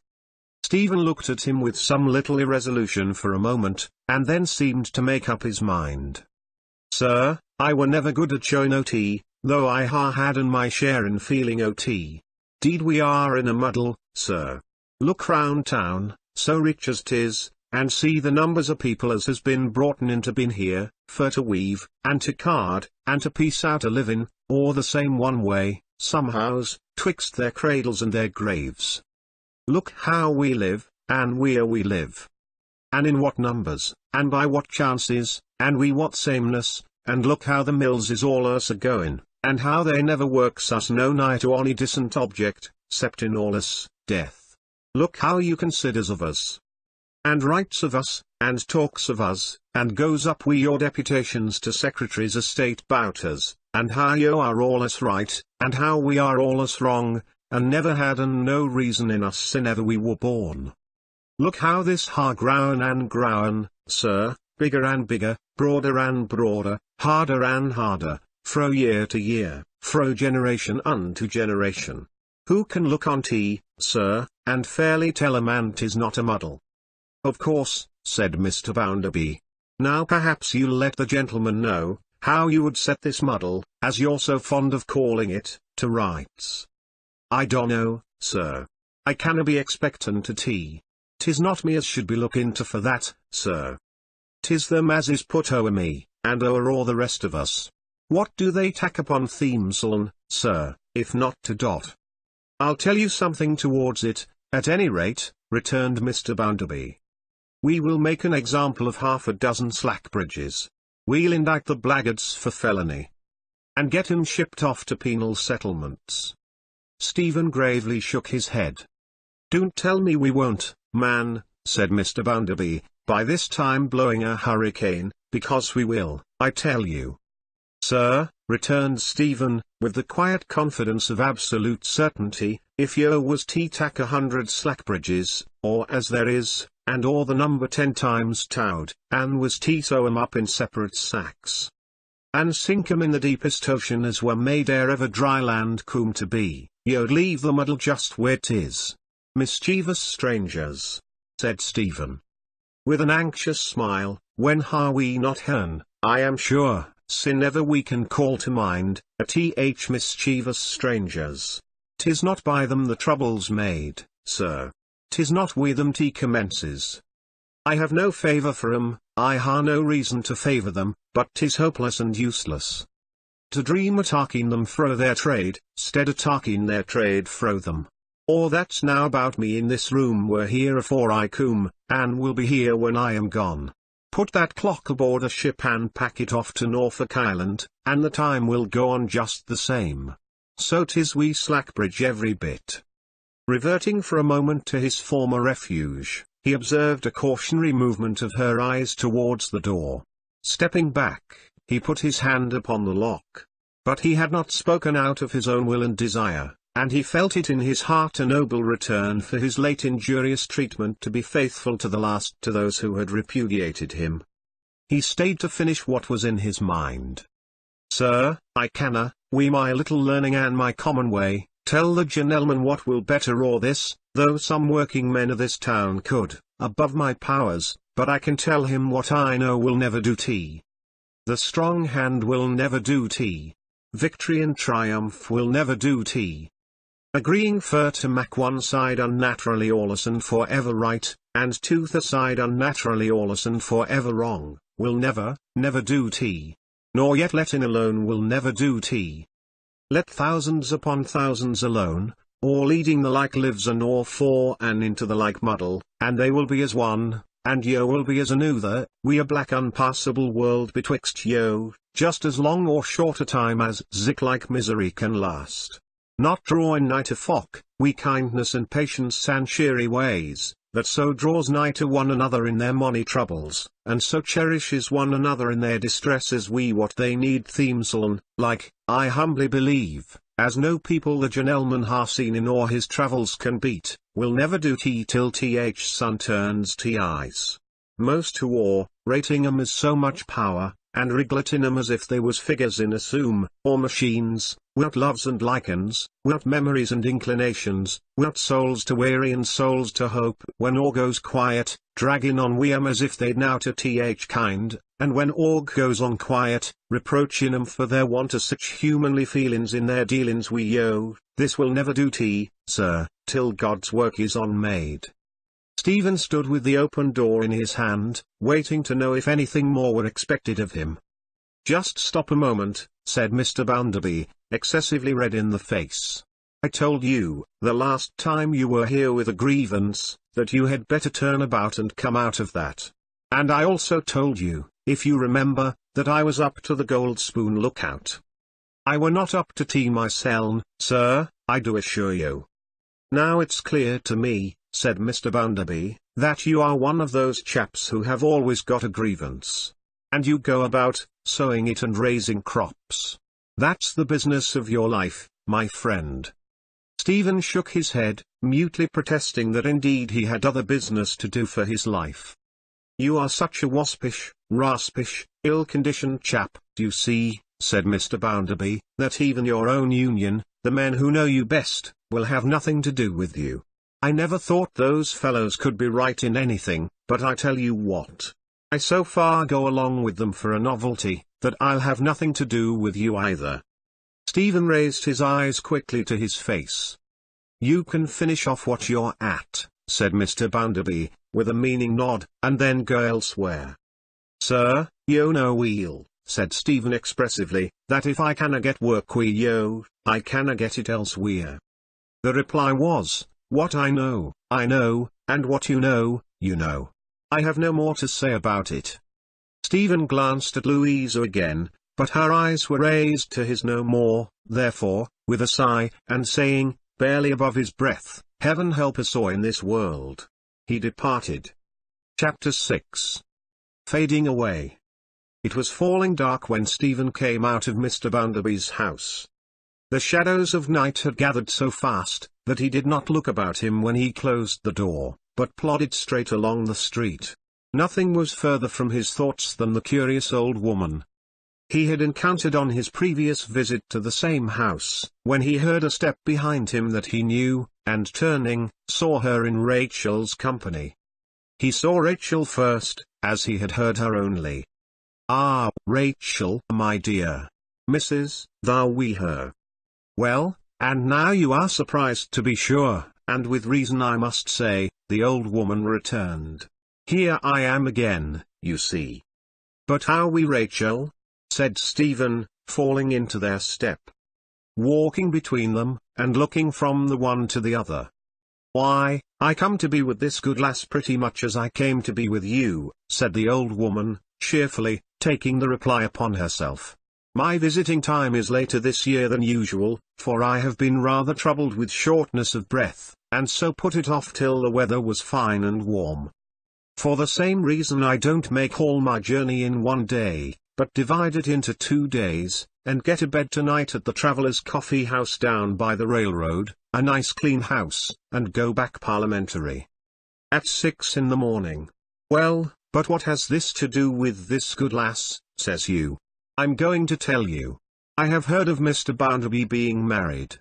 I read it in the paper, where it looked grand, oh, it looked fine. The old woman dwelt on it with strange enthusiasm, and I want to see his wife. I have never seen her yet. Now, if you'll believe me, she hasn't come out of that house since noon today. So not to give her up too easily, I was waiting about, a little last bit more.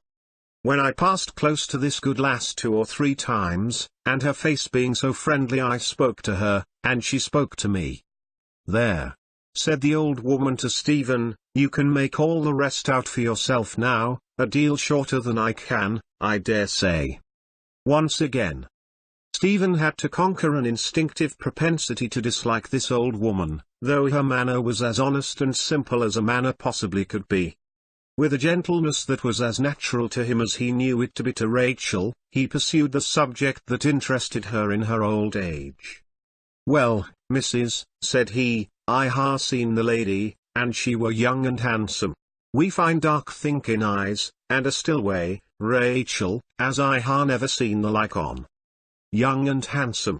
Yes," cried the old woman, quite delighted. "As bonny as a rose. And what a happy wife." "Aye, missus, I suppose she be," said Stephen, but with a doubtful glance at Rachel. "Suppose she be? She must be. She's your master's wife," returned the old woman. Stephen nodded assent. "Though as to master," said he, glancing again at Rachel, "not master ony more. That's all enden twixt him and me." "Have you left his work, Stephen?" asked Rachel, anxiously and quickly. "Why, Rachel," he replied, "whether I ha' left'n his work, or whether his work ha' left'n me, cooms tth same. His work and me are parted. 'Tis as we'll so, better. I were thinking when ye coom up wi' me, it would ha' broughten trouble upon trouble if I had stayed there. Haply 'tis a kindness to money that I go, haply 'tis a kindness to myseln. Anyways it mun be done. I mun turn my face fro Coketown 30 time, and seek a fortin, dear, by beginning fresh." "Where will you go, Stephen?" "I dunno tonight," said he, lifting off his hat, and smoothing his thin hair with the flat of his hand. "But I'm not going tonight, Rachel, nor yet tomorrow. Tan't easy over much tea know where tea turn, but a good heart will come to me." Herein, too, the sense of even thinking unselfishly aided him.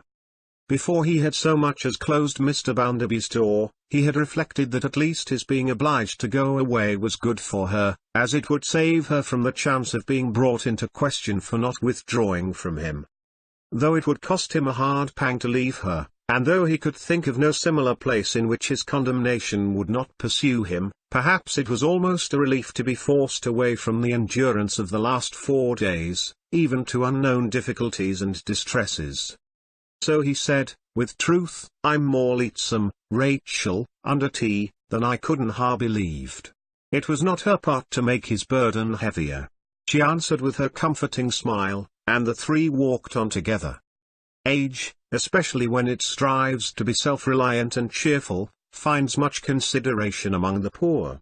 The old woman was so decent and contented, and made so light of her infirmities, though they had increased upon her since her former interview with Stephen, that they both took an interest in her. She was too sprightly to allow their walking at a slow pace on her account, but she was very grateful to be talked to, and very willing to talk to any extent, so, when they came to their part of the town, she was more brisk and vivacious than ever. "Come to my poor place, Mrs., said Stephen, and tak a cup o' tea.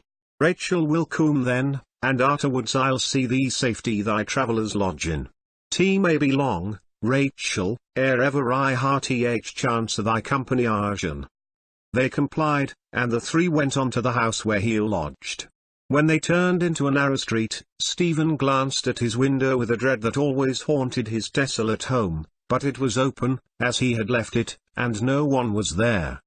The evil spirit of his life had flitted away again, months ago, and he had heard no more of her since. The only evidence of her last return now, were the scantier movables in his room, and the greyer hair upon his head. He lighted a candle, set out his little tea-board, got hot water from below, and brought in small portions of tea and sugar, a loaf, and some butter from the nearest shop. The bread was new and crusty, the butter fresh. And the sugar lump, of course, in fulfillment of the standard testimony of the Coketown magnates, that these people lived like princes, sir. Rachel made the tea, so large a party necessitated the borrowing of a cup. And the visitor enjoyed it mightily. It was the first glimpse of sociality the host had had for many days. He too, with the world-a-wide heath before him, enjoyed the meal, again in corroboration of the magnates as exemplifying the utter want of calculation on the part of these people, sir. "I ha never thought yet, Mrs., said Stephen, o' asking thy name." The old lady announced herself as Mrs. Pegler. "A widow, I think?" said Stephen. "Oh, many long years. Mrs. Pegler's husband, one of the best on record, was already dead, by Mrs. Pegler's calculation, when Stephen was born. 'Twere bad job, too, to lose so good a one," said Stephen. "Ony children?" Mrs. Pegler's cup, rattling against her saucer as she held it, denoted some nervousness on her part. "No," she said. "Not now, not now." "Dead, Stephen," Rachel softly hinted. "I'm sorry I ha spoken on tea," said Stephen. "I ought tea hadn't in my mind as I might touch a sore place. I blame myself." While he excused himself, the old lady's cup rattled more and more. "I had a son," she said, curiously distressed, and not by any of the usual appearances of sorrow, "and he did well, wonderfully well. But he is not to be spoken of, if you please. He is," putting down her cup, she moved her hands as if she would have added, by her action, "dead." Then she said aloud, "I have lost him." Stephen had not yet got the better of his having given the old lady pain. When his landlady came stumbling up the narrow stairs, and calling him to the door, whispered in his ear. Mrs. Pegler was by no means deaf, for she caught a word as it was uttered. "Bounderby!" she cried, in a suppressed voice, starting up from the table. "Oh, hide me. Don't let me be seen for the world. Don't let him come up till I've got away. Pray, pray." She trembled, and was excessively agitated, getting behind Rachel, when Rachel tried to reassure her, and not seeming to know what she was about. "But hearken, Mrs., hearken," said Stephen, astonished. "'Tisn't Mr. Bounderby, 'tis his wife. You're not fearful of her. Yo was hey go mad about her, but an hour's sin." "But are you sure it's the lady, and not the gentleman?" she asked, still trembling. "Certain sure." "Well then, pray don't speak to me, nor yet take any notice of me," said the old woman. "Let me be quite to myself in this corner." Stephen nodded, looking to Rachel for an explanation, which she was quite unable to give him. took the candle, went downstairs, and in a few moments returned, lighting Louisa into the room. She was followed by the whelp. Rachel had risen, and stood apart with her shawl and bonnet in her hand, when Stephen, himself profoundly astonished by this visit, put the candle on the table. Then he too stood, with his doubled hand upon the table near it, waiting to be addressed.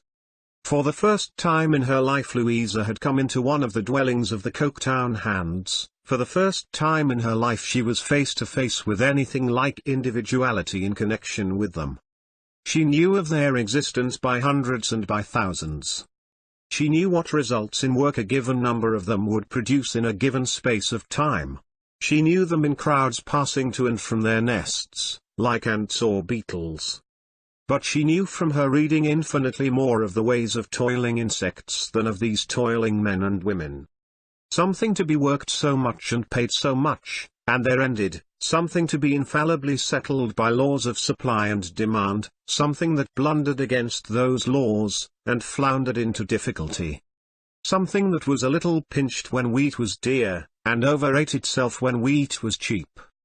Something that increased at such a rate of percentage, and yielded such another percentage of crime, and such another percentage of pauperism, something wholesale, of which vast fortunes were made.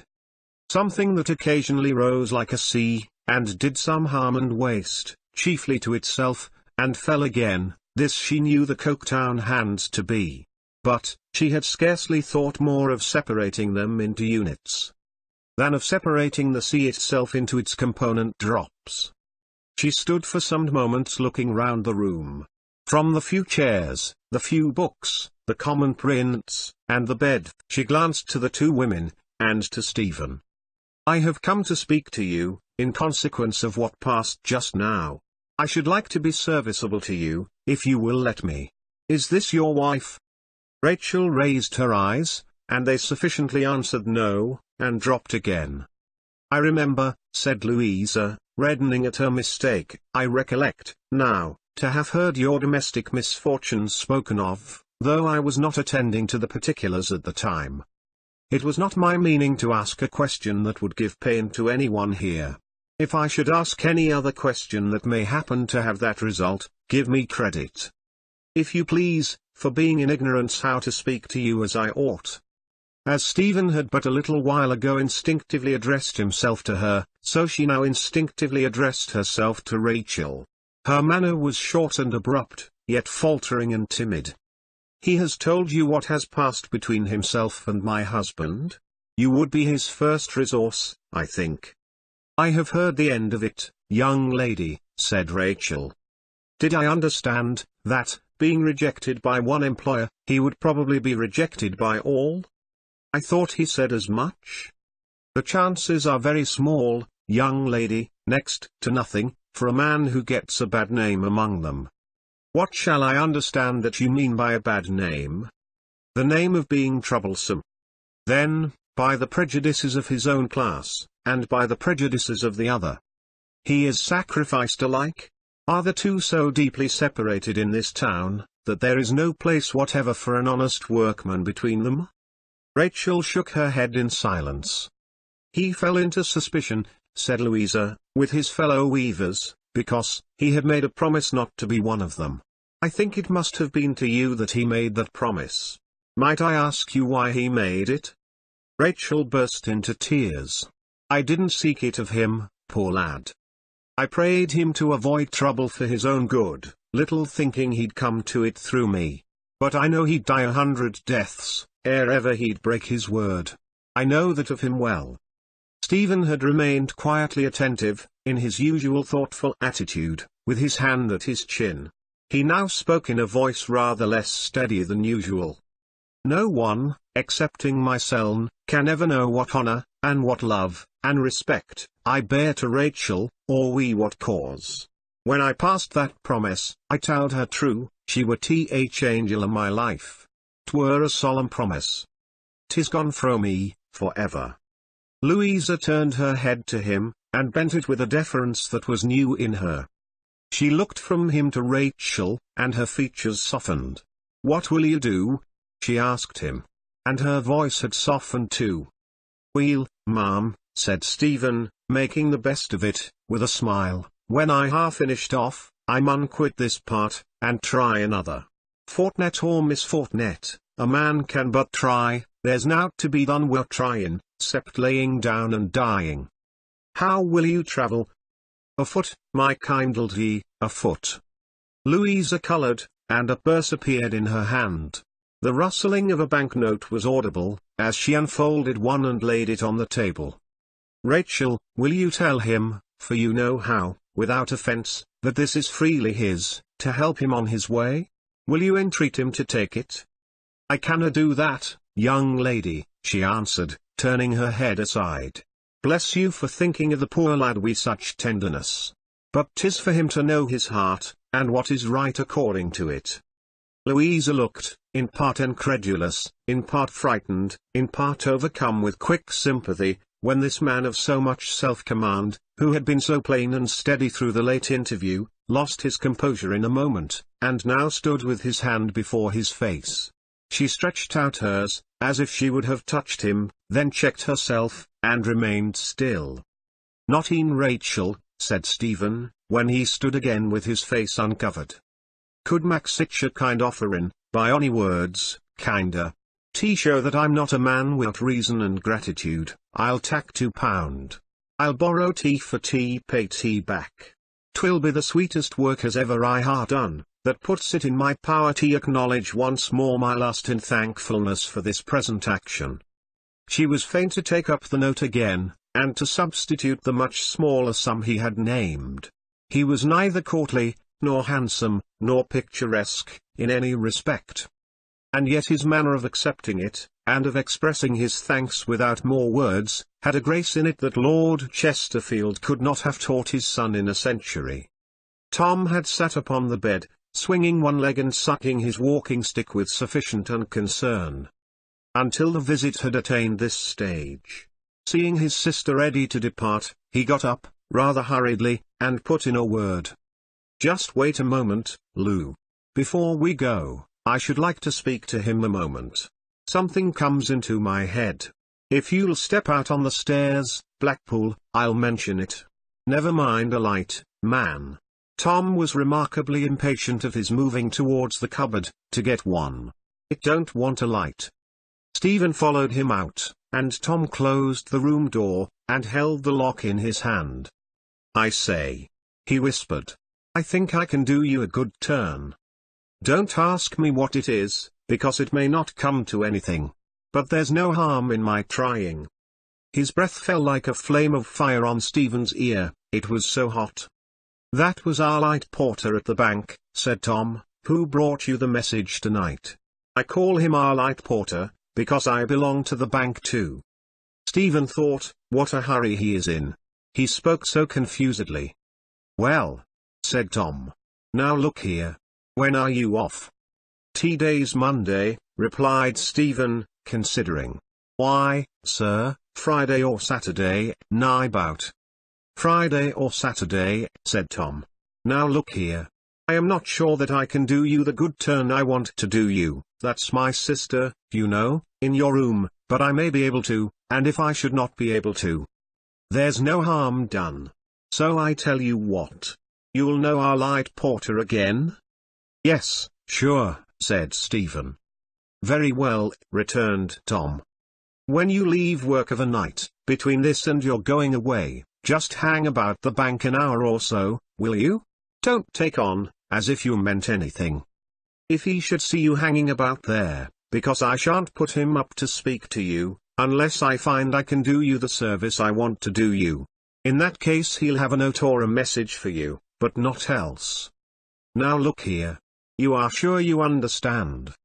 He had wormed a finger, in the darkness, through a buttonhole of Stephen's coat, and was screwing that corner of the garment tight up round and round, in an extraordinary manner. "I understand, sir," said Stephen. "Now look here," repeated Tom. "Be sure you don't make any mistake then, and don't forget. I shall tell my sister as we go home, what I have in view, and she'll approve, I know. Now look here. You're all right, are you? You understand all about it? Very well then. Come along, Lou. He pushed the door open as he called to her, but did not return into the room, or wait to be lighted down the narrow stairs. He was at the bottom when she began to descend, and was in the street before she could take his arm.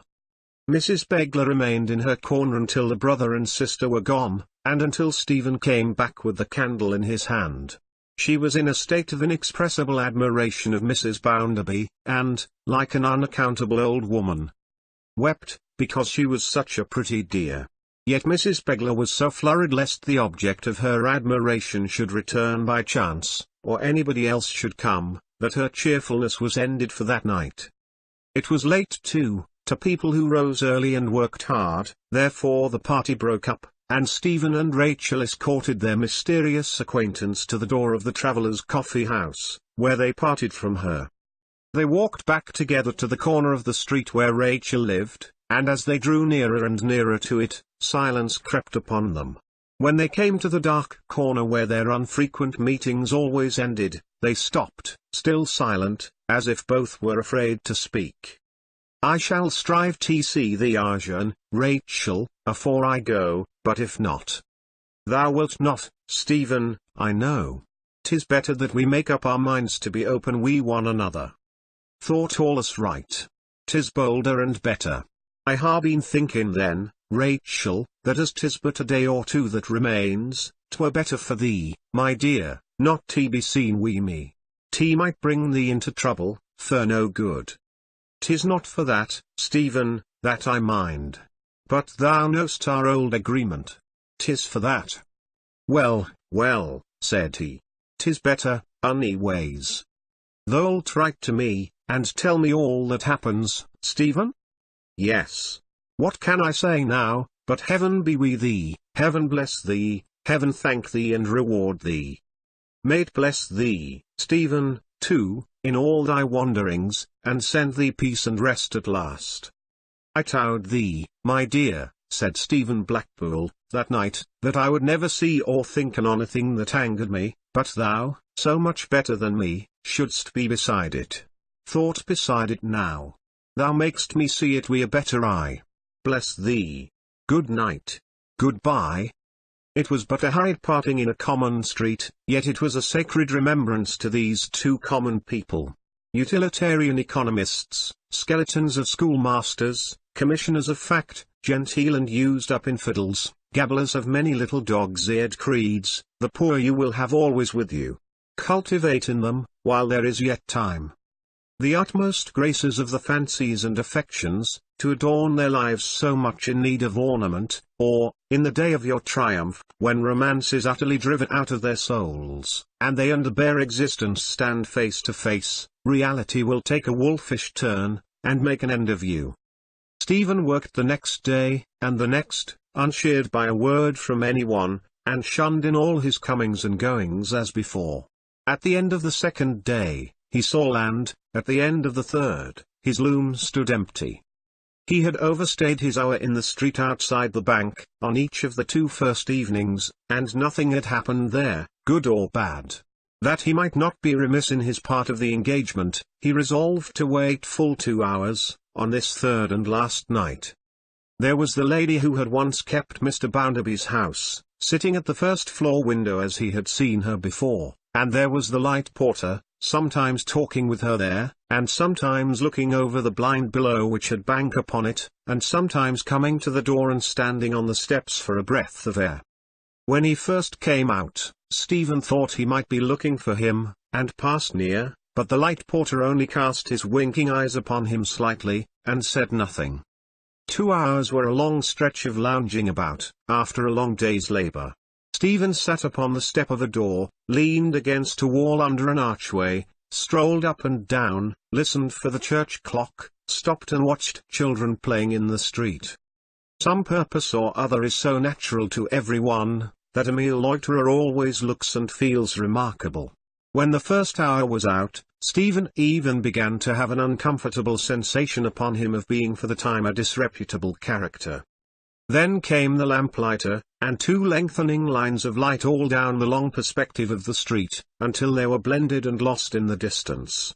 Mrs. Sparsit closed the first-floor window, drew down the blind, and went upstairs. Presently, a light went upstairs after her, passing first the fanlight of the door, and afterwards the two staircase windows, on its way up. By and by, one corner of the second-floor blind was disturbed, as if Mrs. Sparsit's eye were there, also the other corner, as if the light porter's eye were on that side. Still, no communication was made to Stephen. Much relieved when the 2 hours were at last accomplished, he went away at a quick pace, as a recompense for so much loitering. He had only to take leave of his landlady, and lie down on his temporary bed upon the floor, for his bundle was made up for tomorrow, and all was arranged for his departure. He meant to be clear of the town very early, before the hands were in the streets. It was barely daybreak, when, with a parting look round his room, mournfully wondering whether he should ever see it again, he went out. The town was as entirely deserted as if the inhabitants had abandoned it. Rather than hold communication with him, everything looked wan at that hour. Even the coming sun made but a pale waste in the sky, like a sad sea. By the place where Rachel lived, though it was not in his way, by the red brick streets, by the great silent factories, not trembling yet, by the railway, where the danger lights were waning in the strengthening day, by the railway's crazy neighborhood, half pulled down and half built up, by scattered red brick villas, where the besmoked evergreens were sprinkled with a dirty powder. Like untidy snuff-takers, by coal dust paths and many varieties of ugliness, Stephen got to the top of the hill, and looked back. Day was shining radiantly upon the town then, and the bells were going for the morning work. Domestic fires were not yet lighted, and the high chimneys had the sky to themselves. Puffing out their poisonous volumes, they would not be long in hiding it, but, for half an hour, some of the many windows were golden, which showed the Coketown people a sun eternally in eclipse, through a medium of smoked glass. So strange to turn from the chimneys to the birds. So strange, to have the road dust on his feet instead of the coal grit. So strange to have lived to his time of life, and yet to be beginning like a boy this summer morning. With these musings in his mind, and his bundle under his arm, Stephen took his attentive face along the high road. And the trees arched over him, whispering that he left a true and loving heart behind. Chapter 7. Gunpowder. Mr. James Harthouse, going in for his adopted party, soon began to score. With the aid of a little more coaching for the political sages, a little more genteel listlessness for the general society, and a tolerable management of the assumed honesty in dishonesty, most effective and most patronized of the polite deadly sins, he speedily came to be considered of much promise. The not being troubled with earnestness was a grand point in his favor, enabling him to take to the hard fact fellows with as good a grace as if he had been born one of the tribe, and to throw all other tribes overboard, as conscious hypocrites, whom none of us believe, my dear Mrs. Bounderby, and who do not believe themselves. The only difference between us and the professors of virtue or benevolence, or philanthropy, never mind the name, is, that we know it is all meaningless, and say so, while they know it equally and will never say so. Why should she be shocked or warned by this reiteration? It was not so unlike her father's principles, and her early training, that it need startle her. Where was the great difference between the two schools, when each chained her down to material realities, and inspired her with no faith in anything else? What was there in her soul for James Harthouse to destroy, which Thomas Gradgrind had nurtured there in its state of innocence? It was even the worse for her at this pass, that in her mind, implanted there before her eminently practical father began to form it, a struggling disposition to believe in a wider and nobler humanity than she had ever heard of, constantly strove with doubts and resentments. With doubts, because the aspiration had been so laid waste in her youth.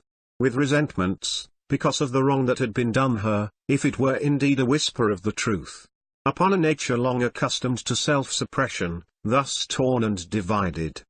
The Harthouse philosophy came as a relief and justification. Everything being hollow and worthless, she had missed nothing and sacrificed nothing. What did it matter, she had said to her father, when he proposed her husband? What did it matter, she said still. With a scornful self-reliance, she asked herself, what did anything matter, and went on. Towards what? Step by step, onward and downward, towards some end, yet so gradually that she believed herself to remain motionless. As to Mr. Harthouse, whither he tended, he neither considered nor cared. He had no particular design or plan before him, no energetic wickedness ruffled his lassitude. He was as much amused and interested, at present, as it became so fine a gentleman to be, perhaps even more than it would have been consistent with his reputation to confess. Soon after his arrival he languidly wrote to his brother, the honourable and jocular member, that the Boundarbys were great fun, and further, that the female Bounderby, instead of being the Gorgon he had expected, was young, and remarkably pretty. After that, he wrote no more about them, and devoted his leisure chiefly to their house.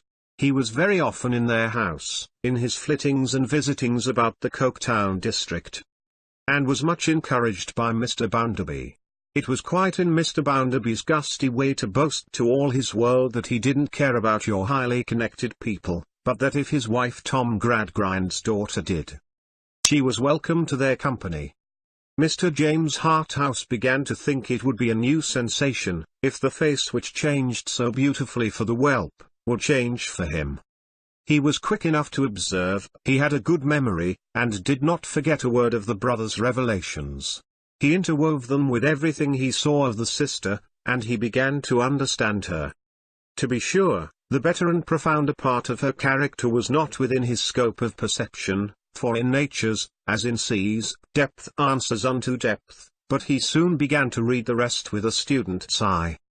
Mr. Bounderby had taken possession of a house and grounds, about 15 miles from the town, and accessible within a mile or two, by a railway striding on many arches over a wild country, undermined by deserted coal shafts, and spotted at night by fires and black shapes of stationary engines at pits' mouths. This country, gradually softening towards the neighbourhood of Mr. Bounderby's retreat, there mellowed into a rustic landscape, golden with heath, and snowy with hawthorn in the spring of the year, and tremulous with leaves and their shadows all the summer time. The bank had foreclosed a mortgage effected on the property thus pleasantly situated, by one of the Coketown magnates, who, in his determination to make a shorter cut than usual to an enormous fortune, over-speculated himself by about £200,000. These accidents did sometimes happen in the best regulated families of Coketown, but the bankrupts had no connection whatever with the improvident classes. It afforded Mr. Bounderby supreme satisfaction to install himself in this snug little estate, and with demonstrative humility to grow cabbages in the flower garden. He delighted to live, barrack fashion, among the elegant furniture, and he bullied the very pictures with his origin. "Why, sir," he would say to a visitor, "I am told that Nickits, the late owner, gave £700 for that sea beach. Now, to be plain with you, if I ever, in the whole course of my life, take 7 looks at it, at £100 a look, it will be as much as I shall do. No, by George, I don't forget that I am Josiah Bounderby of Coketown. For years upon years, the only pictures in my possession, or that I could have got into my possession, by any means, unless I stole 'em, were the engravings of a man shaving himself in a boot, on the blacking bottles that I was overjoyed to use in cleaning boots with, and that I sold when they were empty for a farthing apiece, and glad to get it." Then he would address Mr. Harthouse in the same style. "Harthouse, you have a couple of horses down here. Bring half a dozen more if you like, and we'll find room for 'em. There's stabling in this place for a dozen horses, and unless Nickits is belied, he kept the full number. A round dozen of 'em, sir. When that man was a boy, he went to Westminster School. Went to Westminster School as a king's scholar. When I was principally living on garbage, and sleeping in market baskets. Why, if I wanted to keep a dozen horses, which I don't, for one's enough for me, I couldn't bear to see 'em in their stalls here, and think what my own lodging used to be. I couldn't look at 'em, sir, and not order 'em out. Yet so things come round.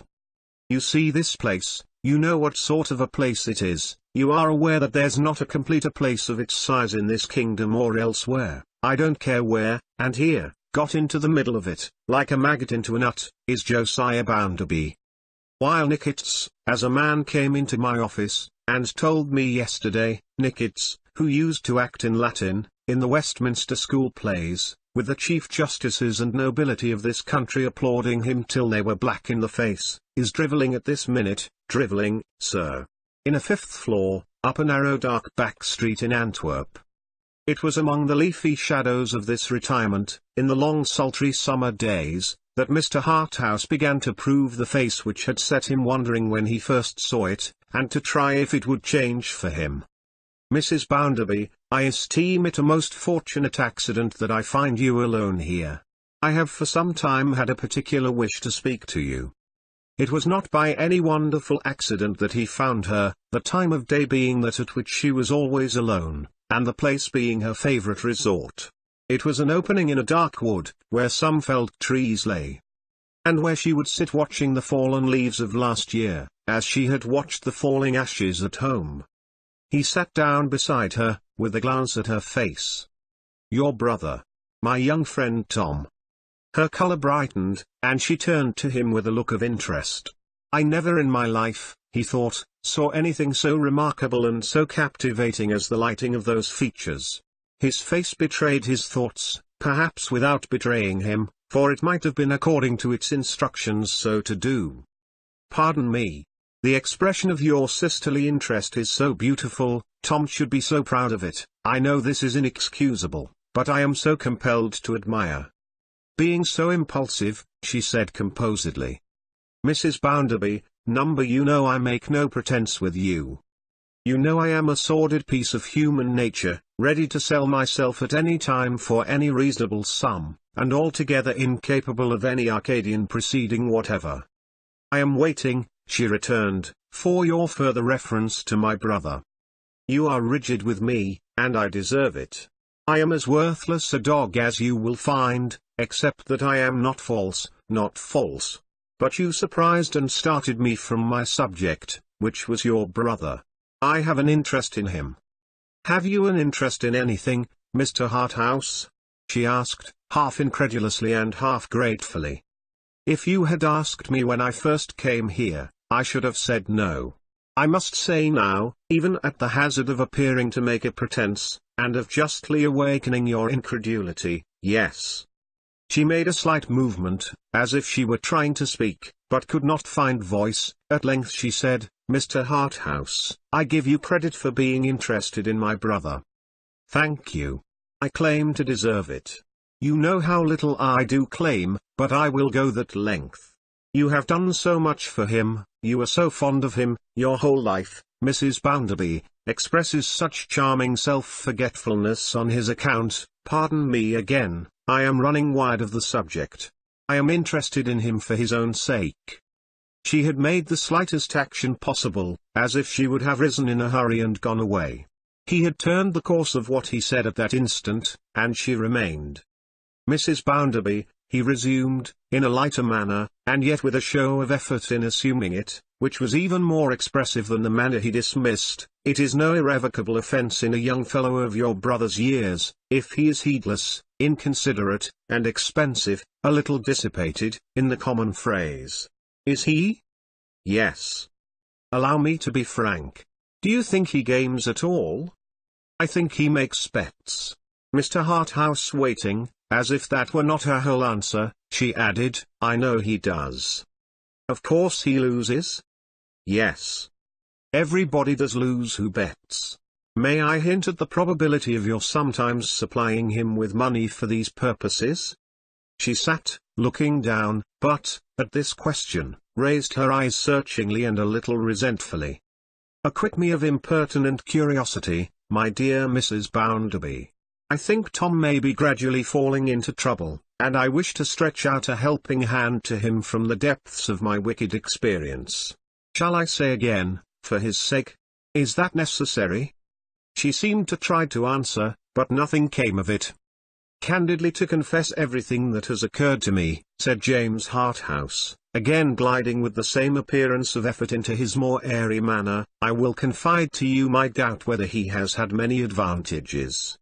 Whether, forgive my plainness, whether any great amount of confidence is likely to have been established between himself and his most worthy father." "I do not," said Louisa, flushing with her own great remembrance in that wise, "think it likely. Or, between himself, and, I may trust to your perfect understanding of my meaning, I am sure, and his highly esteemed brother-in-law." She flushed deeper and deeper, and was burning red when she replied in a fainter voice, "I do not think that likely, either." "Mrs. Bounderby," said Harthouse, after a short silence, "may there be a better confidence between yourself and me? Tom has borrowed a considerable sum of you." "You will understand, Mr. Harthouse," she returned, after some indecision. She had been more or less uncertain, and troubled throughout the conversation, and yet had in the main preserved her self-contained manner. "You will understand that if I tell you what you press to know, it is not by way of complaint or regret. I would never complain of anything, and what I have done I do not in the least regret." So spirited, too, thought James Harthouse. "When I married, I found that my brother was even at that time heavily in debt. Heavily for him, I mean. Heavily enough to oblige me to sell some trinkets. They were no sacrifice. I sold them very willingly. I attached no value to them. They were quite worthless to me." Either she saw in his face that he knew, or she only feared in her conscience that he knew, that she spoke of some of her husband's gifts. She stopped, and reddened again. If he had not known it before, he would have known it then, though he had been a much duller man than he was. "Since then, I have given my brother, at various times, what money I could spare, in short, what money I have had. Confiding in you at all, on the faith of the interest you profess for him, I will not do so by halves. Since you have been in the habit of visiting here, he has wanted in one sum as much as £100. I have not been able to give it to him. I have felt uneasy for the consequences of his being so involved, but I have kept these secrets until now, when I trust them to your honor. I have held no confidence with anyone, because, you anticipated my reason just now." She abruptly broke off. He was a ready man, and he saw, and seized, an opportunity here of presenting her own image to her, slightly disguised as her brother. "Mrs. Bounderby, though a graceless person, of the world worldly, I feel the utmost interest, I assure you, in what you tell me. I cannot possibly be hard upon your brother. I understand and share the wise consideration with which you regard his errors. With all possible respect both for Mr. Gradgrind and for Mr. Bounderby, I think I perceive that he has not been fortunate in his training. Bred at a disadvantage towards the society in which he has his part to play, he rushes into these extremes for himself, from opposite extremes that have long been forced, with the very best intentions we have no doubt, upon him. Mr. Bounderby's fine bluff English independence, though a most charming characteristic, does not, as we have agreed, invite confidence. If I might venture to remark that it is the least in the world deficient in that delicacy to which a youth mistaken, a character misconceived, and abilities misdirected, would turn for relief and guidance, I should express what it presents to my own view."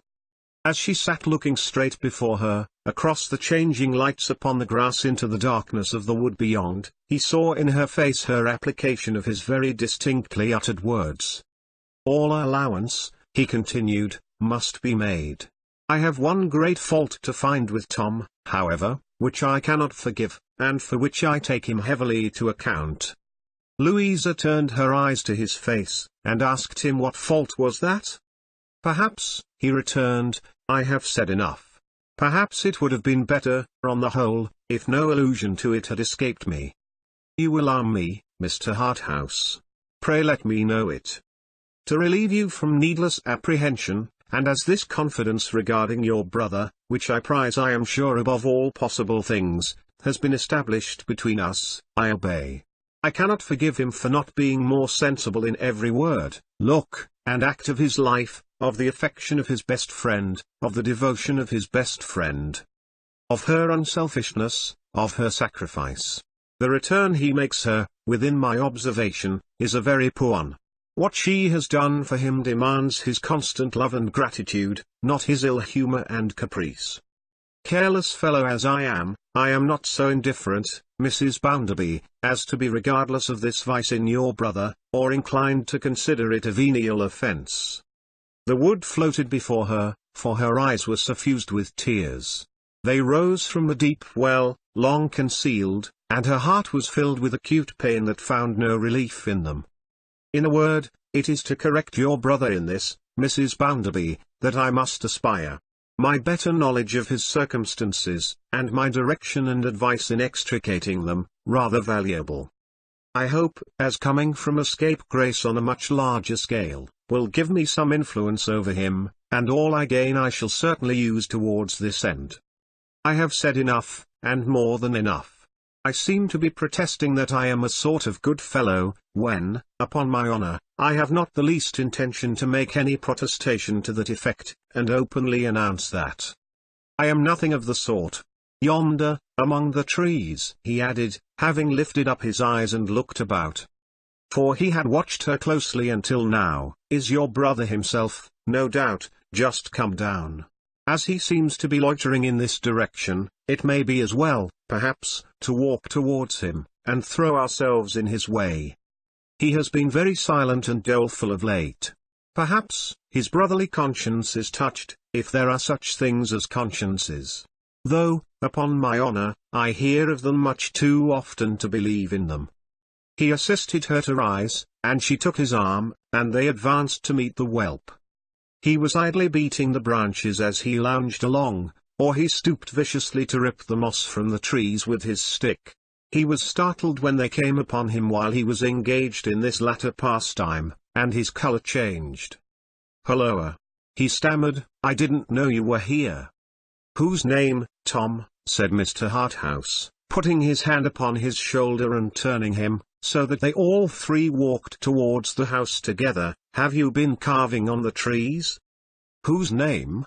returned Tom. "Oh, you mean what girl's name? You have a suspicious appearance of inscribing some fair creatures on the bark, Tom." "Not much of that, Mr. Harthouse, unless some fair creature with a slashing fortune at her own disposal would take a fancy to me. Or she might be as ugly as she was rich, without any fear of losing me. I'd carve her name as often as she liked." "I am afraid you are mercenary, Tom." "Mercenary," repeated Tom. "Who is not mercenary? Ask my sister." "Have you so proved it to be a failing of mine, Tom?" said Louisa, showing no other sense of his discontent and ill nature. "You know whether the cap fits you, Lou," returned her brother sulkily. "If it does, you can wear it." "Tom is misanthropical today, as all bored people are now and then," said Mr. Harthouse. "Don't believe him, Mrs. Bounderby. He knows much better. I shall disclose some of his opinions of you, privately expressed to me, unless he relents a little." "At all events, Mr. Harthouse," said Tom, softening in his admiration of his patron, but shaking his head sullenly too, "you can't tell her that I ever praised her for being mercenary. I may have praised her for being the contrary, and I should do it again, if I had as good reason. However, never mind this now, it's not very interesting to you, and I am sick of the subject." They walked on to the house, where Louisa quitted her visitor's arm and went in. He stood looking after her, as she ascended the steps, and passed into the shadow of the door, then put his hand upon her brother's shoulder again, and invited him with a confidential nod to a walk in the garden. "Tom, my fine fellow, I want to have a word with you." They had stopped among a disorder of roses. It was part of Mr. Bounderby's humility to keep Nickits's roses on a reduced scale, and Tom sat down on a terrace parapet, plucking buds and picking them to pieces, while his powerful familiar stood over him, with a foot upon the parapet, and his figure easily resting on the arm supported by that knee. They were just visible from her window. Perhaps she saw them. "Tom, what's the matter?" "Oh, Mr. Harthouse," said Tom with a groan, "I am hard up, and bothered out of my life." "My good fellow, so am I." "You," returned Tom. "You are the picture of independence. Mr. Harthouse, I am in a horrible mess. You have no idea what a state I have got myself into, what a state my sister might have got me out of, if she would only have done it." He took to biting the rosebuds now, and tearing them away from his teeth with a hand that trembled like an infirm old man's.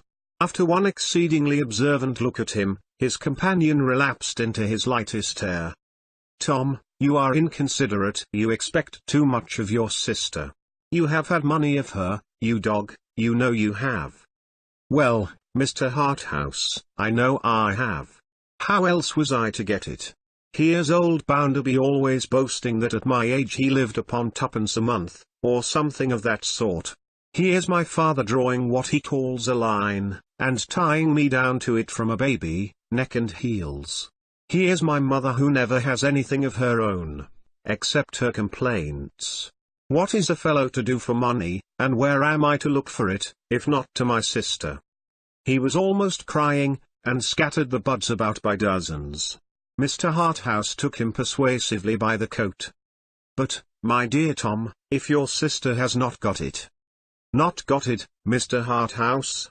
I don't say she has got it. I may have wanted more than she was likely to have got. But then she ought to get it. She could get it.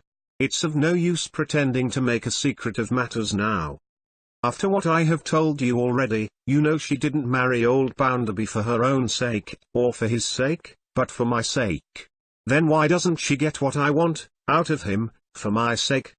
She is not obliged to say what she is going to do with it. She is sharp enough, she could manage to coax it out of him, if she chose. Then why doesn't she choose, when I tell her of what consequence it is? But no. There she sits in his company like a stone, instead of making herself agreeable and getting it easily. I don't know what you may call this, but I call it unnatural conduct." There was a piece of ornamental water immediately below the parapet, on the other side, into which Mr. James Harthouse had a very strong inclination to pitch Mr. Thomas Gradgrind, Jr., as the injured men of Coketown threatened to pitch their property into the Atlantic. But he preserved his easy attitude, and nothing more solid went over the stone balustrades than the accumulated rosebuds now floating about. A little surface island. "My dear Tom," said Harthouse, "let me try to be your banker." "For God's sake," replied Tom, suddenly, "don't talk about bankers." And very white he looked, in contrast with the roses. Very white. Mr. Harthouse, as a thoroughly well-bred man, accustomed to the best society, was not to be surprised. He could as soon have been affected, but he raised his eyelids a little more, as if they were lifted by a feeble touch of wonder. Albeit it was as much against the precepts of his school to wonder, as it was against the doctrines of the Gradgrind College. "What is the present need, Tom? 3 figures? Out with them. Say what they are." "Mr. Harthouse," returned Tom, now actually crying, and his tears were better than his injuries. "However pitiful the figure he made, it's too late. The money is of no use to me at present. I should have had it before to be of use to me. But I am very much obliged to you, you're a true friend." "A true friend? Welp, welp," thought Mr. Harthouse, lazily, "what an ass you are." "And I take your offer as a great kindness," said Tom, grasping his hand. "As a great kindness, Mr. Harthouse." "Well," returned the other, "it may be of more use by and by. And, my good fellow, if you will open your bedevilments to me when they come thick upon you, I may show you better ways out of them than you can find for yourself." "Thank you," said Tom, shaking his head dismally, and chewing rosebuds. "I wish I had known you sooner, Mr. Harthouse." "Now, you see, Tom," said Mr. Harthouse in conclusion, himself tossing over a rose or two, as a contribution to the island, which was always drifting to the wall as if it wanted to become a part of the mainland, "every man is selfish in everything he does, and I am exactly like the rest of my fellow creatures. I am desperately intent, the languor of his desperation being quite tropical, on your softening towards your sister, which you ought to do, and on your being a more loving and agreeable sort of brother, which you ought to be." I will be, Mr. Harthouse. No time like the present, Tom. Begin at once. Certainly I will. And my sister Lou shall say so. Having made which bargain, Tom, said Harthouse, clapping him on the shoulder again, with an air which left him at liberty to infer, as he did, poor fool, that this condition was imposed upon him in mere careless good nature to lessen his sense of obligation, we will tear ourselves asunder until dinner-time. When Tom appeared before dinner, though his mind seemed heavy enough, his body was on the alert, and he appeared before Mr. Bounderby came in. I didn't mean to be cross, Lou, he said, giving her his hand, and kissing her. I know you are fond of me, and you know I am fond of you. After this, there was a smile upon Louisa's face that day, for someone else. Alas, for someone else. So much the less is the whelp the only creature that she cares for, thought James Harthouse, reversing the reflection of his first day's knowledge of her pretty face. So much the less, so much the less. Chapter 8. Explosion. The next morning was too bright a morning for sleep, and James Harthouse rose early, and sat in the pleasant bay window of his dressing-room, smoking the rare tobacco that had so wholesome an influence on his young friend. Reposing in the sunlight, with the fragrance of his Eastern pipe about him, and the dreamy smoke vanishing into the air, so rich and soft with summer odours, he reckoned up his advantages as an idle winner might count his gains. He was not at all bored for the time, and could give his mind to it. He had established a confidence with her, from which her husband was excluded.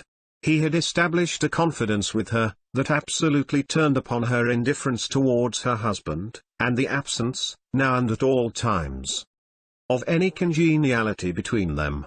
He had artfully, but plainly, assured her that he knew her heart in its last most delicate recesses, he had come so near to her through its tenderest sentiment, he had associated himself with that feeling, and the barrier behind which she lived, had melted away. All very odd, and very satisfactory. And yet he had not, even now, any earnest wickedness of purpose in him. Publicly and privately, it were much better for the age in which he lived, that he and the legion of whom he was one were designedly bad, than indifferent and purposeless. It is the drifting icebergs setting with any current anywhere, that wreck the ships. When the devil goeth about like a roaring lion, he goeth about in a shape by which few but savages and hunters are attracted. But, when he is trimmed, smooth, and varnished, according to the mode, when he is a-weary of vice, and a-weary of virtue, used up as to brimstone, and used up as to bliss, then, whether he take to the serving out of red tape, or to the kindling of red fire, he is the very devil.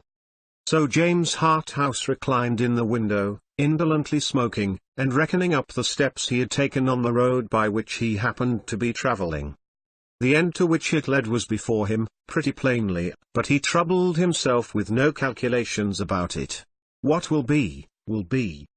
As he had rather a long ride to take that day, for there was a public occasion to do at some distance, which afforded a tolerable opportunity of going in for the Gradgrind men, he dressed early and went down to breakfast.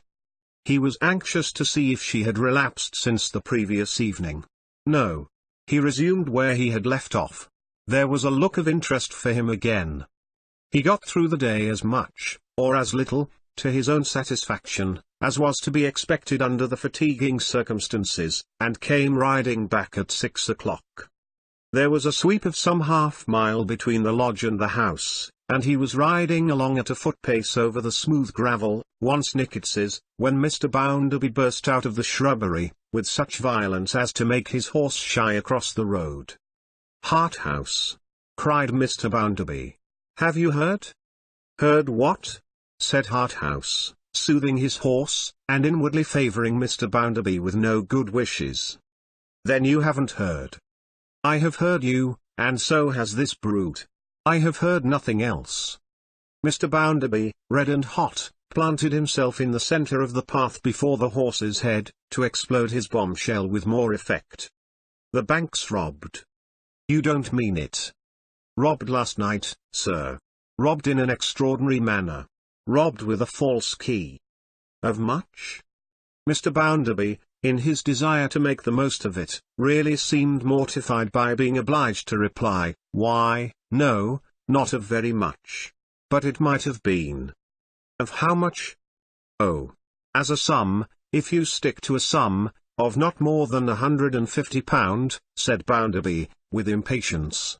"But it's not the sum, it's the fact. It's the fact of the bank being robbed, that's the important circumstance. I am surprised you don't see it." "My dear Bounderby," said James, dismounting, and giving his bridle to his servant, "I do see it, and am as overcome as you can possibly desire me to be, by the spectacle afforded to my mental view. Nevertheless, I may be allowed, I hope, to congratulate you, which I do with all my soul, I assure you, on your not having sustained a greater loss." "Thank'ee," replied Bounderby, in a short, ungracious manner. "But I tell you what. It might have been £20,000. "I suppose it might." "Suppose it might? By the Lord, you may suppose so." "By George," said Mr. Bounderby, with sundry menacing nods and shakes of his head, "it might have been twice 20. There's no knowing what it would have been, or wouldn't have been, as it was, but for the fellow's being disturbed." Louisa had come up now, and Mrs. Sparsit, and Bitzer. "Here's Tom Gradgrind's daughter knows pretty well what it might have been, if you don't," blustered Bounderby. "Dropped, sir, as if she was shot when I told her. Never knew her do such a thing before. Does her credit, under the circumstances, in my opinion." She still looked faint and pale. James Harthouse begged her to take his arm, and as they moved on very slowly, asked her how the robbery had been committed. "Why, I am going to tell you," said Bounderby, irritably giving his arm to Mrs. Sparsit. "If you hadn't been so mighty particular about the sum, I should have begun to tell you before. You know this lady, for she is a lady, Mrs. Sparsit?" "I have already had the honour." "Very well. And this young man, Bitzer, you saw him too on the same occasion?" Mr. Harthouse inclined his head in assent, and Bitzer knuckled his forehead. "Very well. They live at the bank. You know they live at the bank, perhaps? Very well. Yesterday afternoon, at the close of business hours, everything was put away as usual. In the iron room that this young fellow sleeps outside of, there was never mind how much. In the little safe in young Tom's closet, the safe used for petty purposes, there was £150-odd. 154,7, said Bitzer. "Come," retorted Bounderby, stopping to wheel round upon him, "let's have none of your interruptions. It's enough to be robbed while you're snoring because you're too comfortable, without being put right with your 471s. I didn't snore, myself, when I was your age, let me tell you. I hadn't victuals enough to snore. And I didn't 471. Not if I knew it." Bitzer knuckled his forehead again, in a sneaking manner, and seemed at once particularly impressed and depressed by the instance last given of Mr. Bounderby's moral abstinence. £150-odd, resumed Mr. Bounderby. "That sum of money, young Tom locked in his safe, not a very strong safe, but that's no matter now. Everything was left, all right. Some time in the night, while this young fellow snored, Mrs. Sparsit, ma'am, you say you have heard him snore?" "Sir," returned Mrs. Sparsit, "I cannot say that I have heard him precisely snore, and therefore must not make that statement. But on winter evenings, when he has fallen asleep at his table, I have heard him, what I should prefer to describe as partially choke. I have heard him on such occasions produce sounds of a nature similar to what may be sometimes heard in Dutch clocks." "Not," said Mrs. Sparsit, with a lofty sense of giving strict evidence, "that I would convey any imputation on his moral character. Far from it. I have always considered Bitzer a young man of the most upright principle, and to that I beg to bear my testimony." "Well," said the exasperated Bounderby, "while he was snoring, or choking, or Dutch clocking, or something or other, being asleep, some fellows, somehow, whether previously concealed in the house or not remains to be seen, got to young Tom's safe, forced it, and abstracted the contents. Being then disturbed, they made off, letting themselves out at the main door, and double-locking it again. It was double-locked, and the key under Mrs. Sparsit's pillow, with a false key, which was picked up in the street near the bank, about 12 o'clock today. No alarm takes place, till this chap, Bitzer, turns out this morning, and begins to open and prepare the offices for business. Then, looking at Tom's safe, he sees the door ajar, and finds the lock forced, and the money gone. "Where is Tom, by the by?" asked Harthouse, glancing round. "He has been helping the police," said Bounderby, "and stays behind at the bank. I wish these fellows had tried to rob me when I was at his time of life. They would have been out of pocket if they had invested 18p in the job. I can tell 'em that." "Is anybody suspected?" "Suspected? I should think there was somebody suspected. God," said Bounderby, relinquishing Mrs. Sparsit's arm to wipe his heated head. "Josiah Bounderby of Coketown is not to be plundered and nobody suspected." "No, thank you." "Might Mr. Harthouse inquire who was suspected?" "Well," said Bounderby, stopping and facing about to confront them all, "I'll tell you. It's not to be mentioned everywhere, it's not to be mentioned anywhere, in order that the scoundrels concerned, there's a gang of 'em, may be thrown off their guard. So take this in confidence. Now wait a bit." Mr. Bounderby wiped his head again. "What should you say to," here he violently exploded, "to a hand being in it?" "I hope," said Harthouse, lazily, "not our friend Blackpot?" "Say Pool instead of Pot, sir," returned Bounderby, "and that's the man." Louisa faintly uttered some word of incredulity and surprise.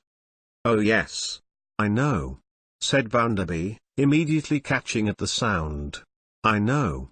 I am used to that. I know all about it.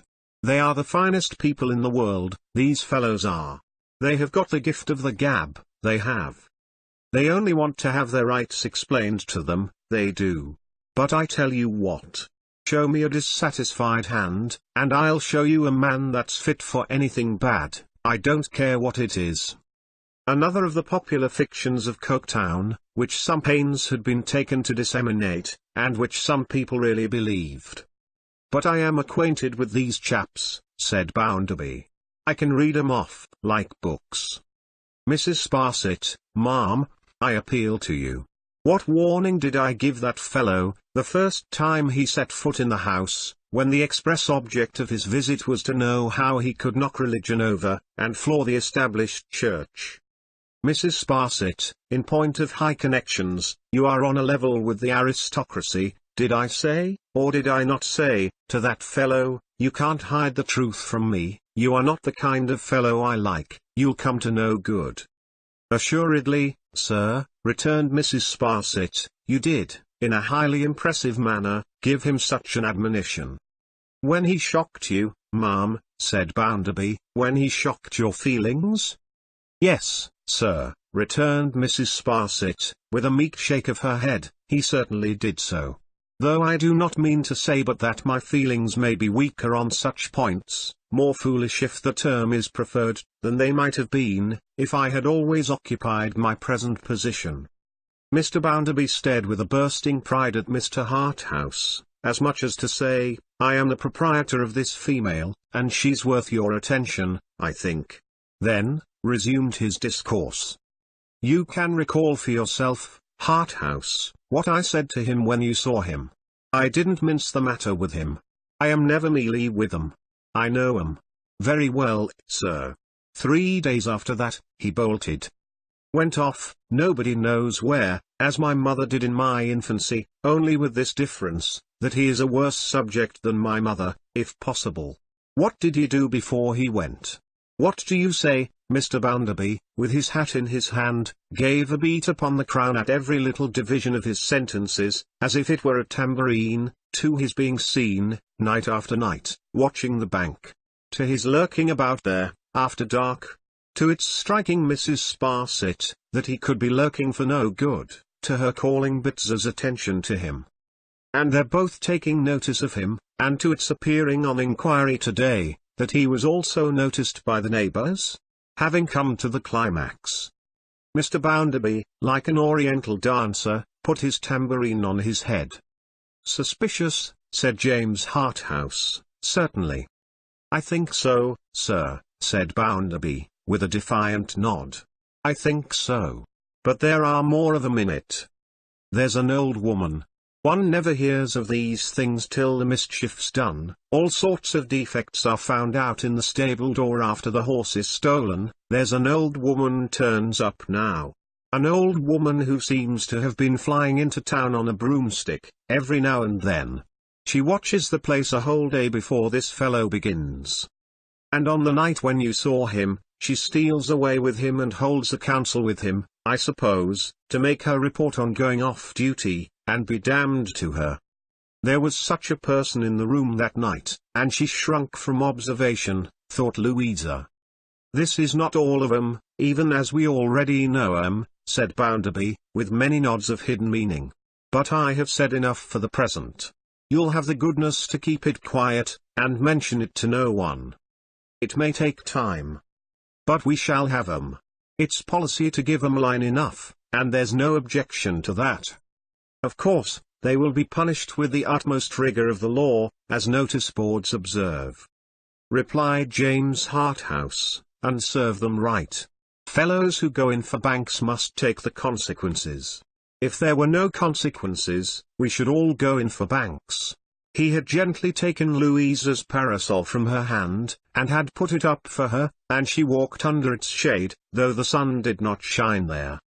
"For the present, Lou Bounderby," said her husband, "here's Mrs. Sparsit to look after. Mrs. Sparsit's nerves have been acted upon by this business, and she'll stay here a day or two. So make her comfortable."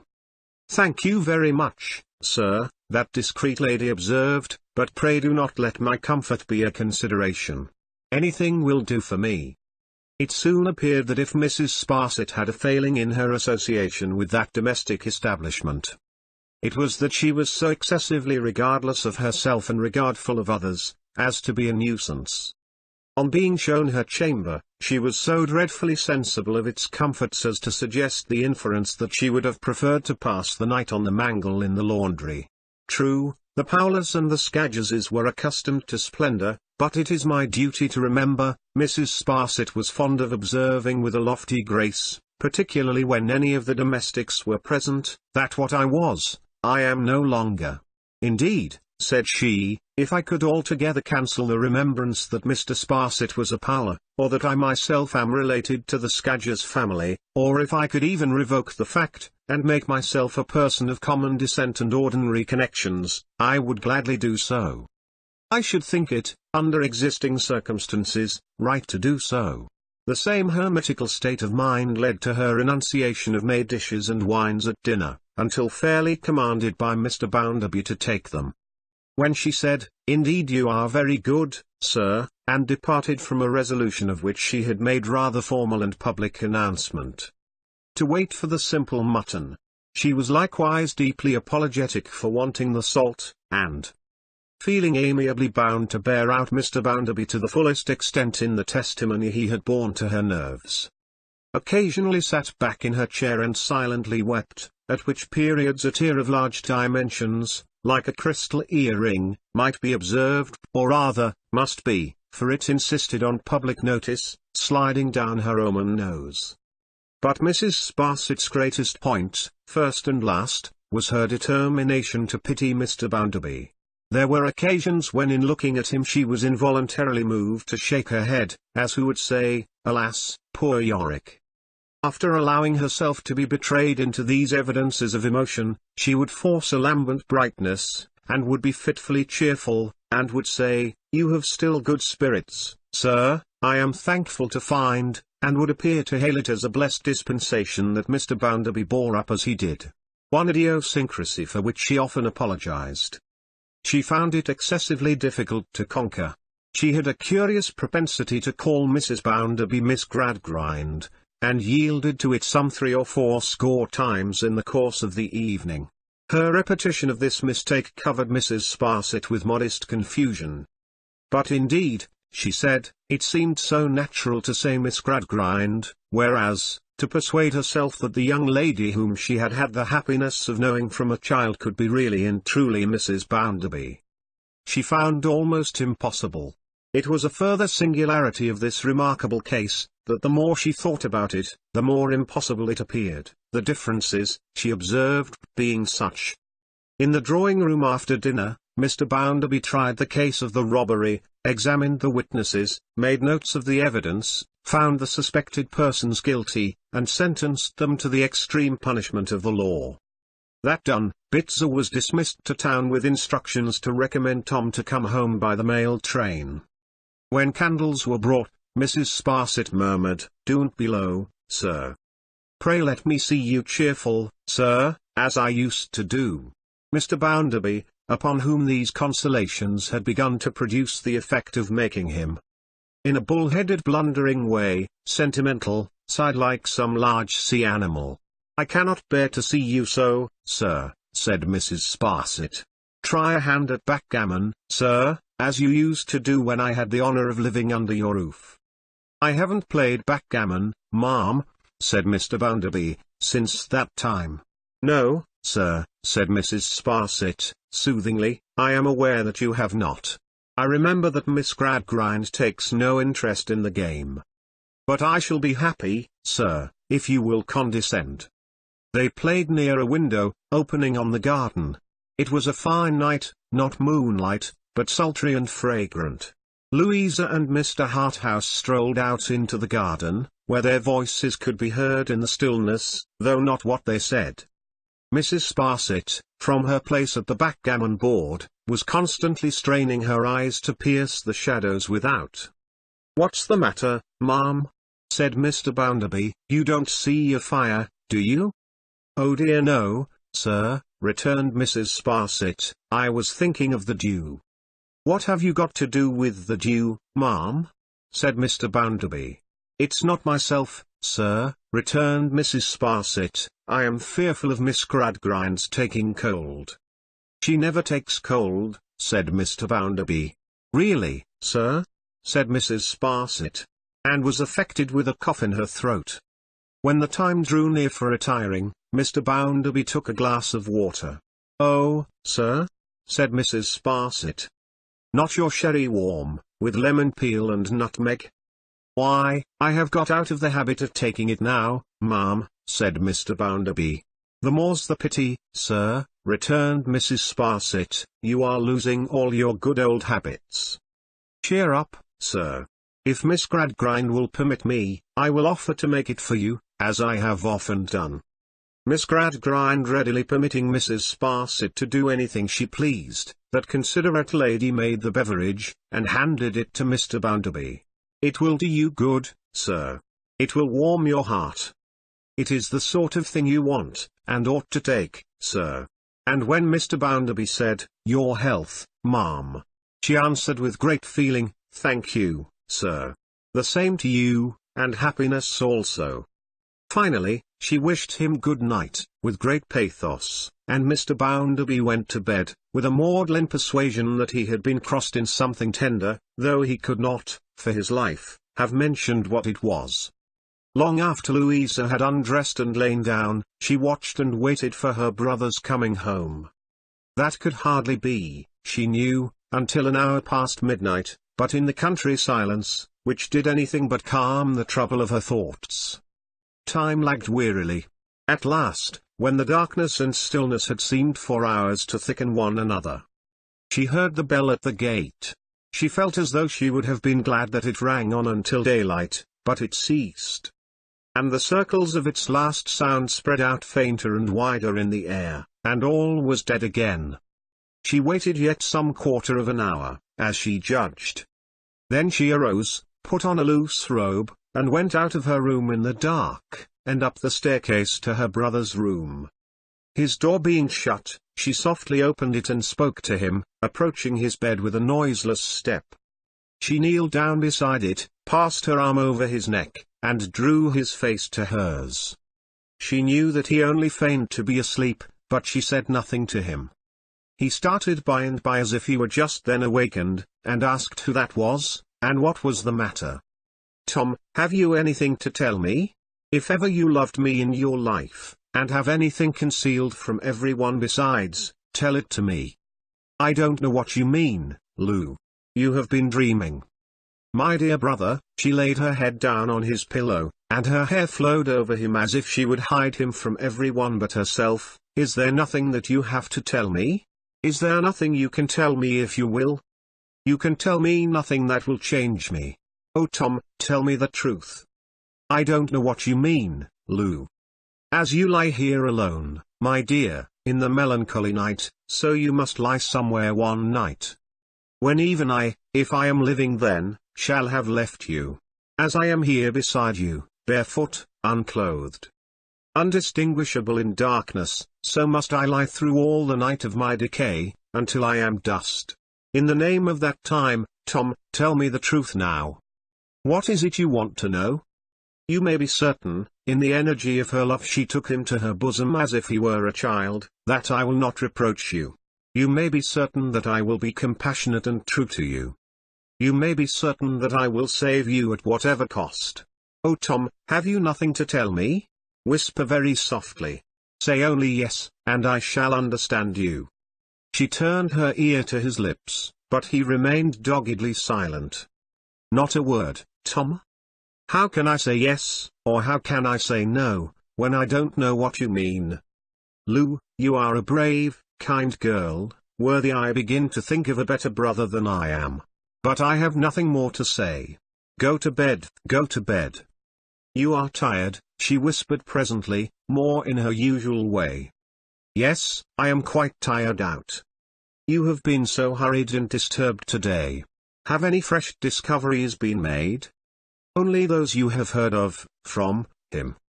Tom, have you said to anyone that we made a visit to those people, and that we saw those three together?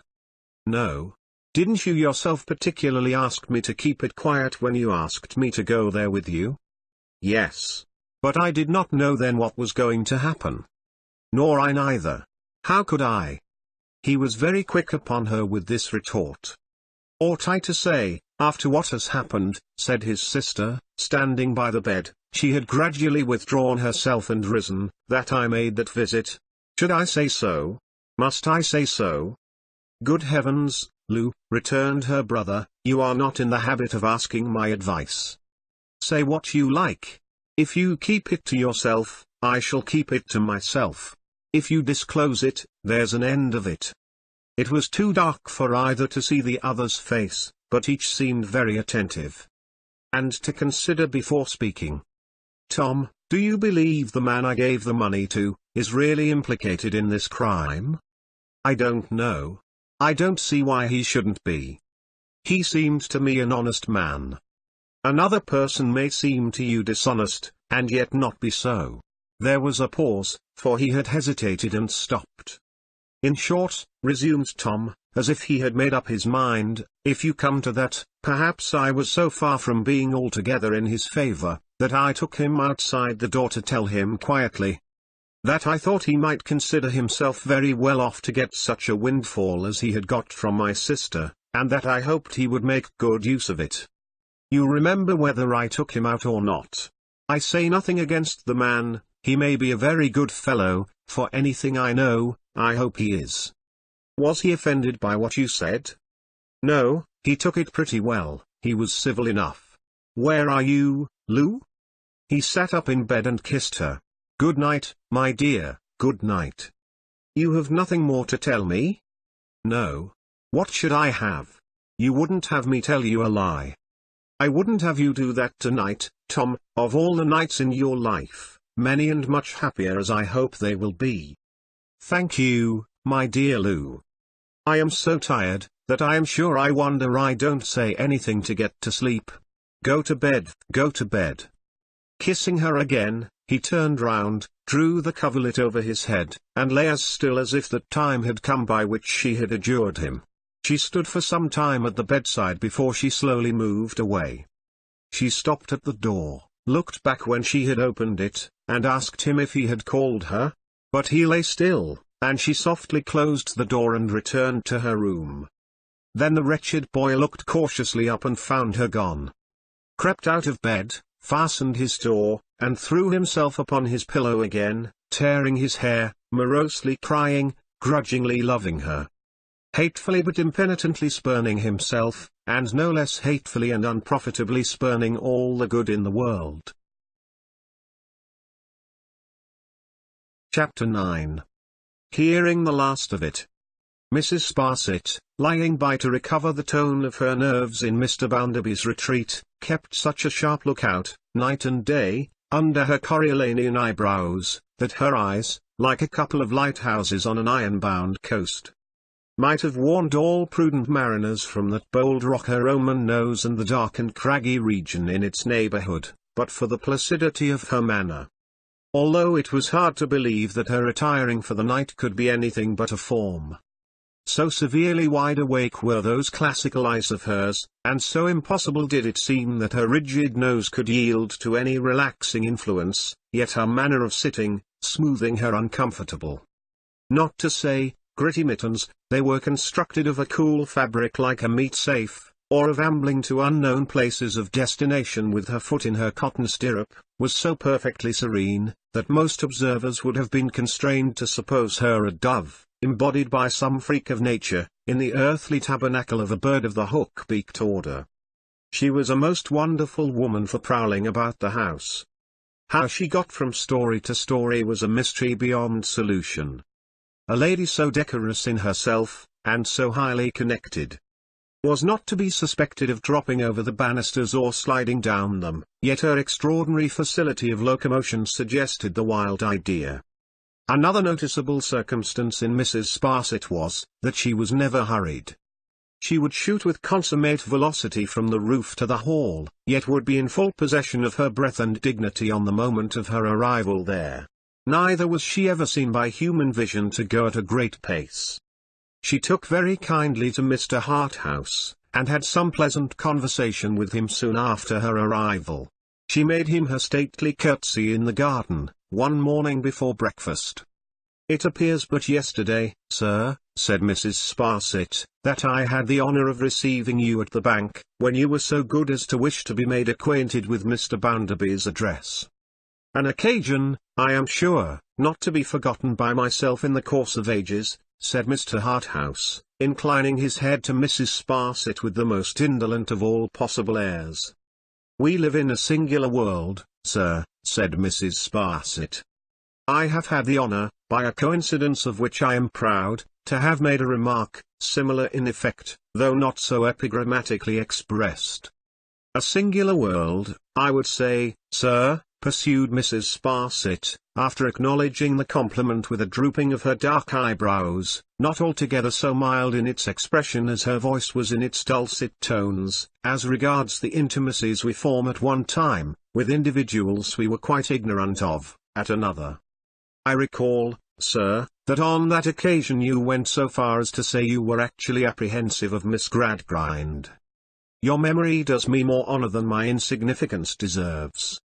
I availed myself of your obliging hints to correct my timidity, and it is unnecessary to add that they were perfectly accurate. Mrs. Sparsit's talent for, in fact for anything requiring accuracy, with a combination of strength of mind, and family, is too habitually developed to admit of any question." He was almost falling asleep over this compliment, it took him so long to get through, and his mind wandered so much in the course of its execution. "You found Miss Gradgrind, I really cannot call her Mrs. Bounderby, it's very absurd of me, as youthful as I described her?" asked Mrs. Sparsit, sweetly. "You drew her portrait perfectly," said Mr. Harthouse. "Presented her dead image." "Very engaging, sir," said Mrs. Sparsit, causing her mittens slowly to revolve over one another. "Highly so. It used to be considered," said Mrs. Sparsit, "that Miss Gradgrind was wanting in animation, but I confess she appears to me considerably and strikingly improved in that respect. And indeed here is Mr. Bounderby," cried Mrs. Sparsit, nodding her head a great many times, as if she had been talking and thinking of no one else. "How do you find yourself this morning, sir? Pray let us see you cheerful, sir." Now, these persistent assuagements of his misery, and lightnings of his load, had by this time begun to have the effect of making Mr. Bounderby softer than usual towards Mrs. Sparsit, and harder than usual to most other people from his wife downward. So, when Mrs. Sparsit said with forced lightness of heart, "You want your breakfast, sir, but I dare say Miss Gradgrind will soon be here to preside at the table," Mr. Bounderby replied, "If I waited to be taken care of by my wife, ma'am, I believe you know pretty well I should wait till doomsday, so I'll trouble you to take charge of the teapot." Mrs. Sparsit complied, and assumed her old position at table. This again made the excellent woman vastly sentimental. She was so humble withal, that when Louisa appeared, she rose, protesting she never could think of sitting in that place under existing circumstances. Often as she had had the honour of making Mr. Bounderby's breakfast, before Mrs. Gradgrind, she begged pardon, she meant to say Miss Bounderby, she hoped to be excused, but she really could not get it right yet, though she trusted to become familiar with it by and by, had assumed her present position. It was only, she observed, because Miss Gradgrind happened to be a little late, and Mr. Bounderby's time was so very precious, and she knew it of old to be so essential that he should breakfast to the moment, that she had taken the liberty of complying with his request, long as his will had been a law to her. "There. Stop where you are, ma'am," said Mr. Bounderby, "stop where you are. Mrs. Bounderby will be very glad to be relieved of the trouble, I believe." "Don't say that, sir," returned Mrs. Sparsit, almost with severity, "because that is very unkind to Mrs. Bounderby. And to be unkind is not to be you, sir. You may set your mind at rest, ma'am. You can take it very quietly, can't you, Lou?" said Mr. Bounderby, in a blustering way to his wife. "Of course. It is of no moment. Why should it be of any importance to me? Why should it be of any importance to anyone, Mrs. Sparsit, ma'am?" said Mr. Bounderby, swelling with a sense of slight. "You attach too much importance to these things, ma'am. By George, you'll be corrupted in some of your notions here. You are old-fashioned, ma'am. You are behind Tom Gradgrind's children's time." "What is the matter with you?" asked Louisa, coldly surprised. "What has given you offence?" "Offence?" repeated Bounderby. "Do you suppose if there was any offence given me, I shouldn't name it, and request to have it corrected? I am a straightforward man, I believe. I don't go beating about for side winds." "I suppose no one ever had occasion to think you too diffident, or too delicate," Louisa answered him composedly. "I have never made that objection to you, either as a child or as a woman. I don't understand what you would have." "Have?" returned Mr. Bounderby. "Nothing. Otherwise, don't you, Lou Bounderby, know thoroughly well that I, Josiah Bounderby of Coketown, would have it?" She looked at him, as he struck the table and made the teacups ring, with a proud colour in her face that was a new change, Mr. Harthouse thought. "You are incomprehensible this morning," said Louisa. "Pray take no further trouble to explain yourself. I am not curious to know your meaning. What does it matter?" Nothing more was said on this theme, and Mr. Harthouse was soon idly gay on indifferent subjects. But from this day, the Sparsit action upon Mr. Bounderby threw Louisa and James Harthouse more together, and strengthened the dangerous alienation from her husband and confidence against him with another, into which she had fallen by degrees so fine that she could not retrace them if she tried. But whether she ever tried or no, lay hidden in her own closed heart. Mrs. Sparsit was so much affected on this particular occasion, that, assisting Mr. Bounderby to his hat after breakfast, and being then alone with him in the hall, she imprinted a chaste kiss upon his hand, murmured "My benefactor," and retired, overwhelmed with grief. Yet it is an indubitable fact, within the cognizance of this history, that 5 minutes after he had left the house in the self-same hat, the same descendant of the Scadgerses and connection by matrimony of the Powlers, shook her right-hand mitten at his portrait, made a contemptuous grimace at that work of art, and said "Serve you right, you noodle, and I am glad of it." Mr. Bounderby had not been long gone, when Bitzer appeared. Bitzer had come down by train, shrieking and rattling over the long line of arches that bestrode the wild country of past and present coal pits. with an express from Stone Lodge. It was a hasty note to inform Louisa that Mrs. Gradgrind lay very ill. She had never been well within her daughter's knowledge, but she had declined within the last few days, had continued sinking all through the night, and was now as nearly dead, as her limited capacity of being in any state that implied the ghost of an intention to get out of it, allowed. Accompanied by the lightest of porters, fit colourless servitor at death's door when Mrs. Gradgrind knocked, Louisa rumbled to Coketown, over the coal pits past and present, and was whirled into its smoky jaws. She dismissed the messenger to his own devices, and rode away to her old home. She had seldom been there since her marriage. Her father was usually sifting at his parliamentary cinder heap in London, without being observed to turn up many precious articles among the rubbish, and was still hard at it in the National Dust Yard. Her mother had taken it rather as a disturbance than otherwise, to be visited, as she reclined upon her sofa. Young people, Louisa felt herself all unfit for, Sissy she had never softened to again. Since the night when the stroller's child had raised her eyes to look at Mr. Bounderby's intended wife, she had no inducements to go back, and had rarely gone. Neither, as she approached her old home now, did any of the best influences of old home descend upon her.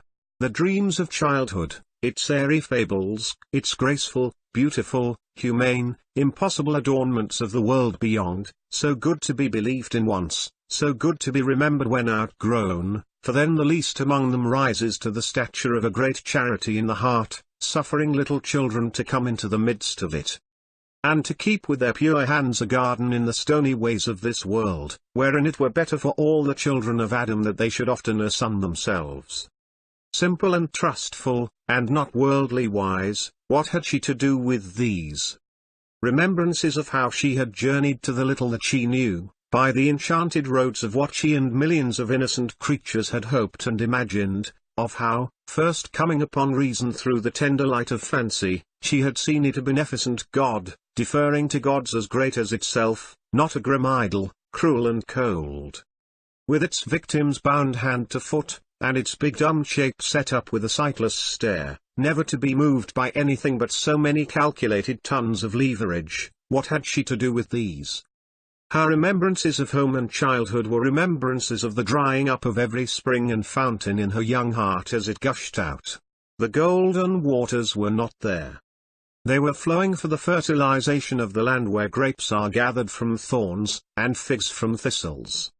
She went, with a heavy, hardened kind of sorrow upon her, into the house and into her mother's room. Since the time of her leaving home, Sissy had lived with the rest of the family on equal terms.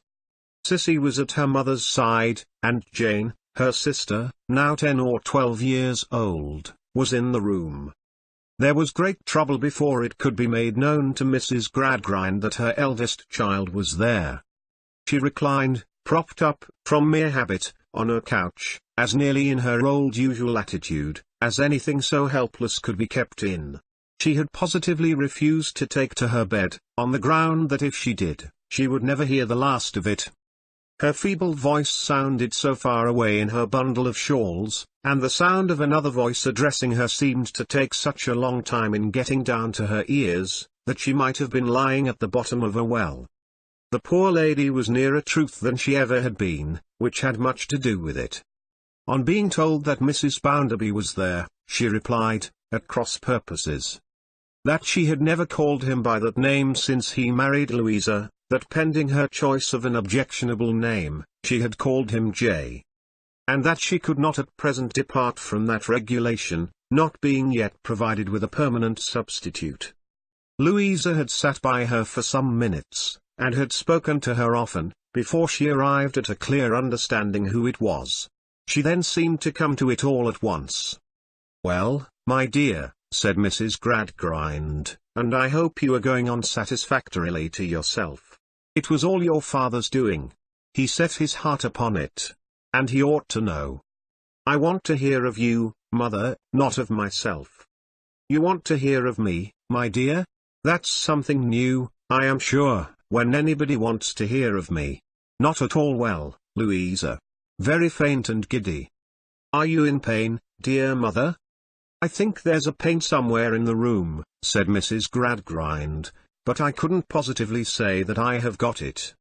After this strange speech, she lay silent for some time.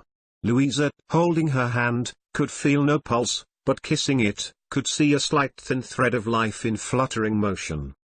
"You very seldom see your sister," said Mrs. Gradgrind. "She grows like you. I wish you would look at her. Sissy, bring her here." She was brought, and stood with her hand in her sister's. Louisa had observed her with her arm round Sissy's neck, and she felt the difference of this approach. "Do you see the likeness, Louisa?" "Yes, mother. I should think her like me. But—" "Yes, I always say so," Mrs. Gradgrind cried, with unexpected quickness. "And that reminds me. I want to speak to you, my dear. Sissy, my good girl, leave us alone a minute." Louisa had relinquished the hand, had thought that her sister's was a better and brighter face than hers had ever been, had seen in it, not without a rising feeling of resentment, even in that place and at that time, something of the gentleness of the other face in the room, the sweet face with the trusting eyes, made paler than watching and sympathy made it, by the rich dark hair. Left alone with her mother, Louisa saw her lying with an awful lull upon her face, like one who was floating away upon some great water, all resistance over, content to be carried down the stream. She put the shadow of a hand to her lips again, and recalled her. "You were going to speak to me, mother?" "Yes, to be sure, my dear. You know your father is almost always away now, and therefore I must write to him about it." "About what, mother? Don't be troubled. About what?"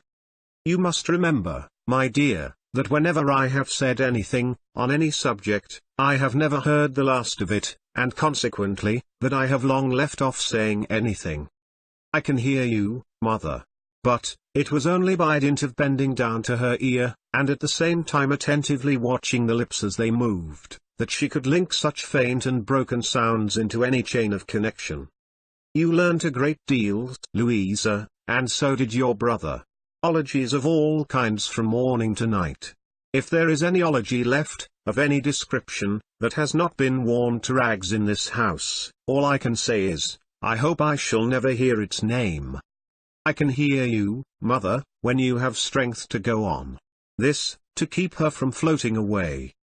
"But there is something, not an ology at all, that your father has missed, or forgotten, Louisa. I don't know what it is. I have often sat with Sissy near me, and thought about it. I shall never get its name now. But your father may. It makes me restless. I want to write to him, to find out for God's sake, what it is. Give me a pen, give me a pen." Even the power of restlessness was gone, except from the poor head, which could just turn from side to side. She fancied, however, that her request had been complied with, and that the pen she could not have held was in her hand. It matters little what figures of wonderful no meaning she began to trace upon her wrappers.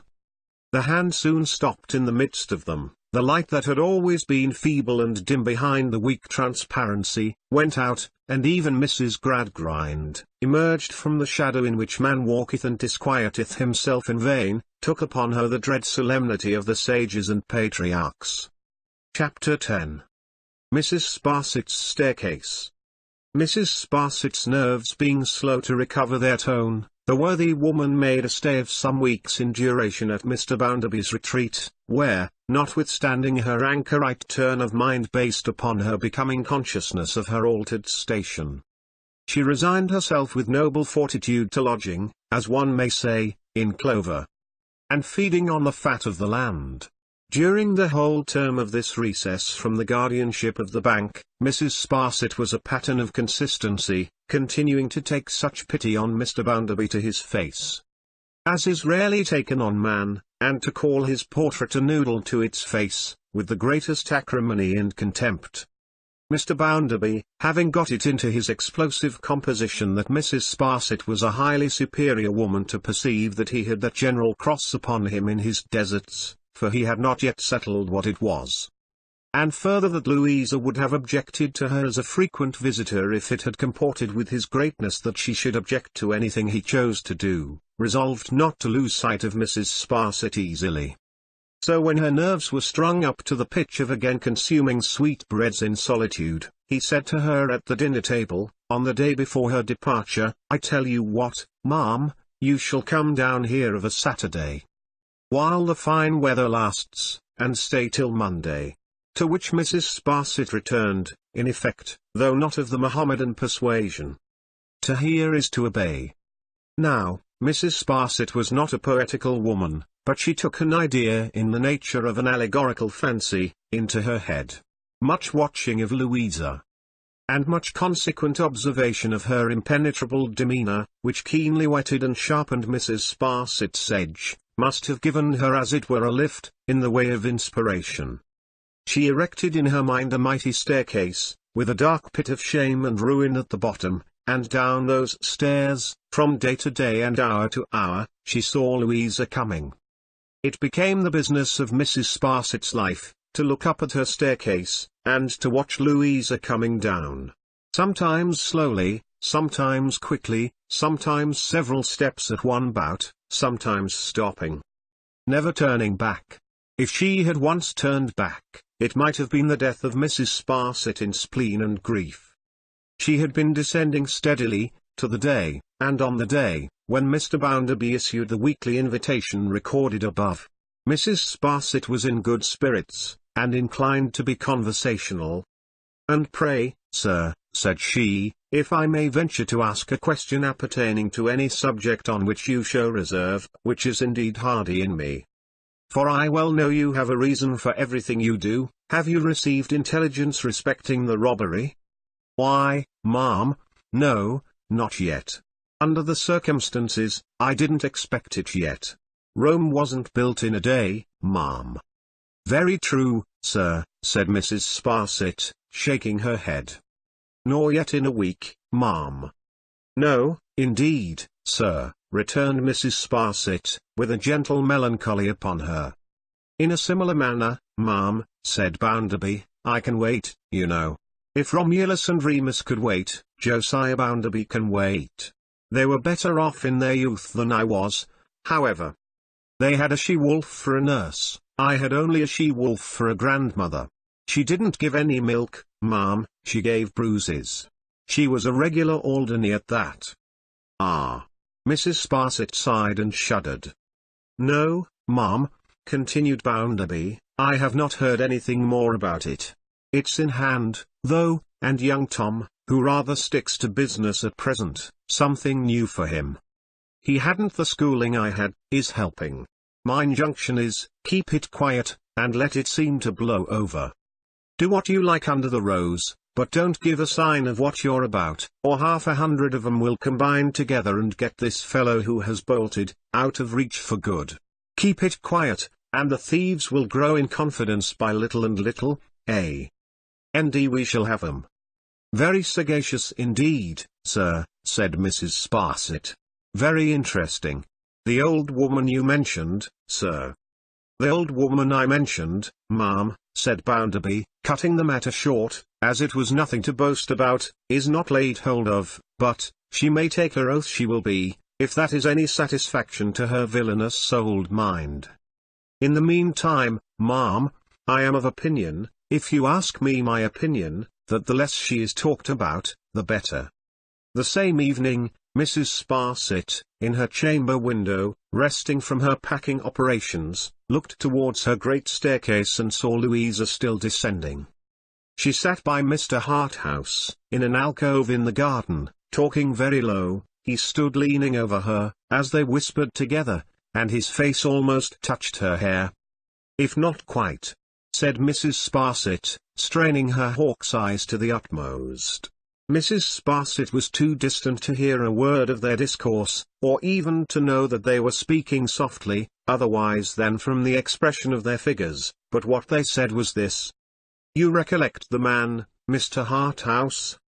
"Oh, perfectly." "His face, and his manner, and what he said?" "Perfectly. And an infinitely dreary person he appeared to me to be." lengthy and prosy in the extreme. It was knowing to hold forth, in the humble virtue school of eloquence, but, I assure you I thought at the time, my good fellow, you are overdoing this. It has been very difficult to me to think ill of that man. My dear Louisa, as Tom says. Which he never did say. You know no good of the fellow? No, certainly. Nor of any other such person? How can I, she returned, with more of her first manner on her than he had lately seen, when I know nothing of them, men or women? My dear Louisa, then consent to receive the submissive representation of your devoted friend, who knows something of several varieties of his excellent fellow creatures, for excellent they are, I am quite ready to believe, in spite of such little foibles as always helping themselves to what they can get hold of. This fellow talks. Well, every fellow talks. He professes morality. Well, all sorts of humbugs profess morality. From the House of Commons to the House of Correction, there is a general profession of morality, except among our people. It really is that exception which makes our people quite reviving. You saw and heard the case. Here was one of the fluffy classes pulled up extremely short by my esteemed friend Mr. Bounderby, who, as we know, is not possessed of that delicacy which would soften so tight a hand. The member of the fluffy classes was injured, exasperated, left the house grumbling, met somebody who proposed to him to go in for some share in this bank business, went in, put something in his pocket which had nothing in it before, and relieved his mind extremely. Really he would have been an uncommon, instead of a common, fellow, if he had not availed himself of such an opportunity. Or he may have originated it altogether, if he had the cleverness. I almost feel as though it must be bad in me, returned Louisa, after sitting thoughtful a while, to be so ready to agree with you, and to be so lightened in my heart by what you say. I only say what is reasonable, nothing worse. I have talked it over with my friend Tom more than once. Of course I remain on terms of perfect confidence with Tom, and he is quite of my opinion, and I am quite of his. Will you walk? They strolled away, among the lanes beginning to be indistinct in the twilight, she leaning on his arm, and she little thought how she was going down, down, down, Mrs. Sparsit's staircase. Night and day, Mrs. Sparsit kept it standing.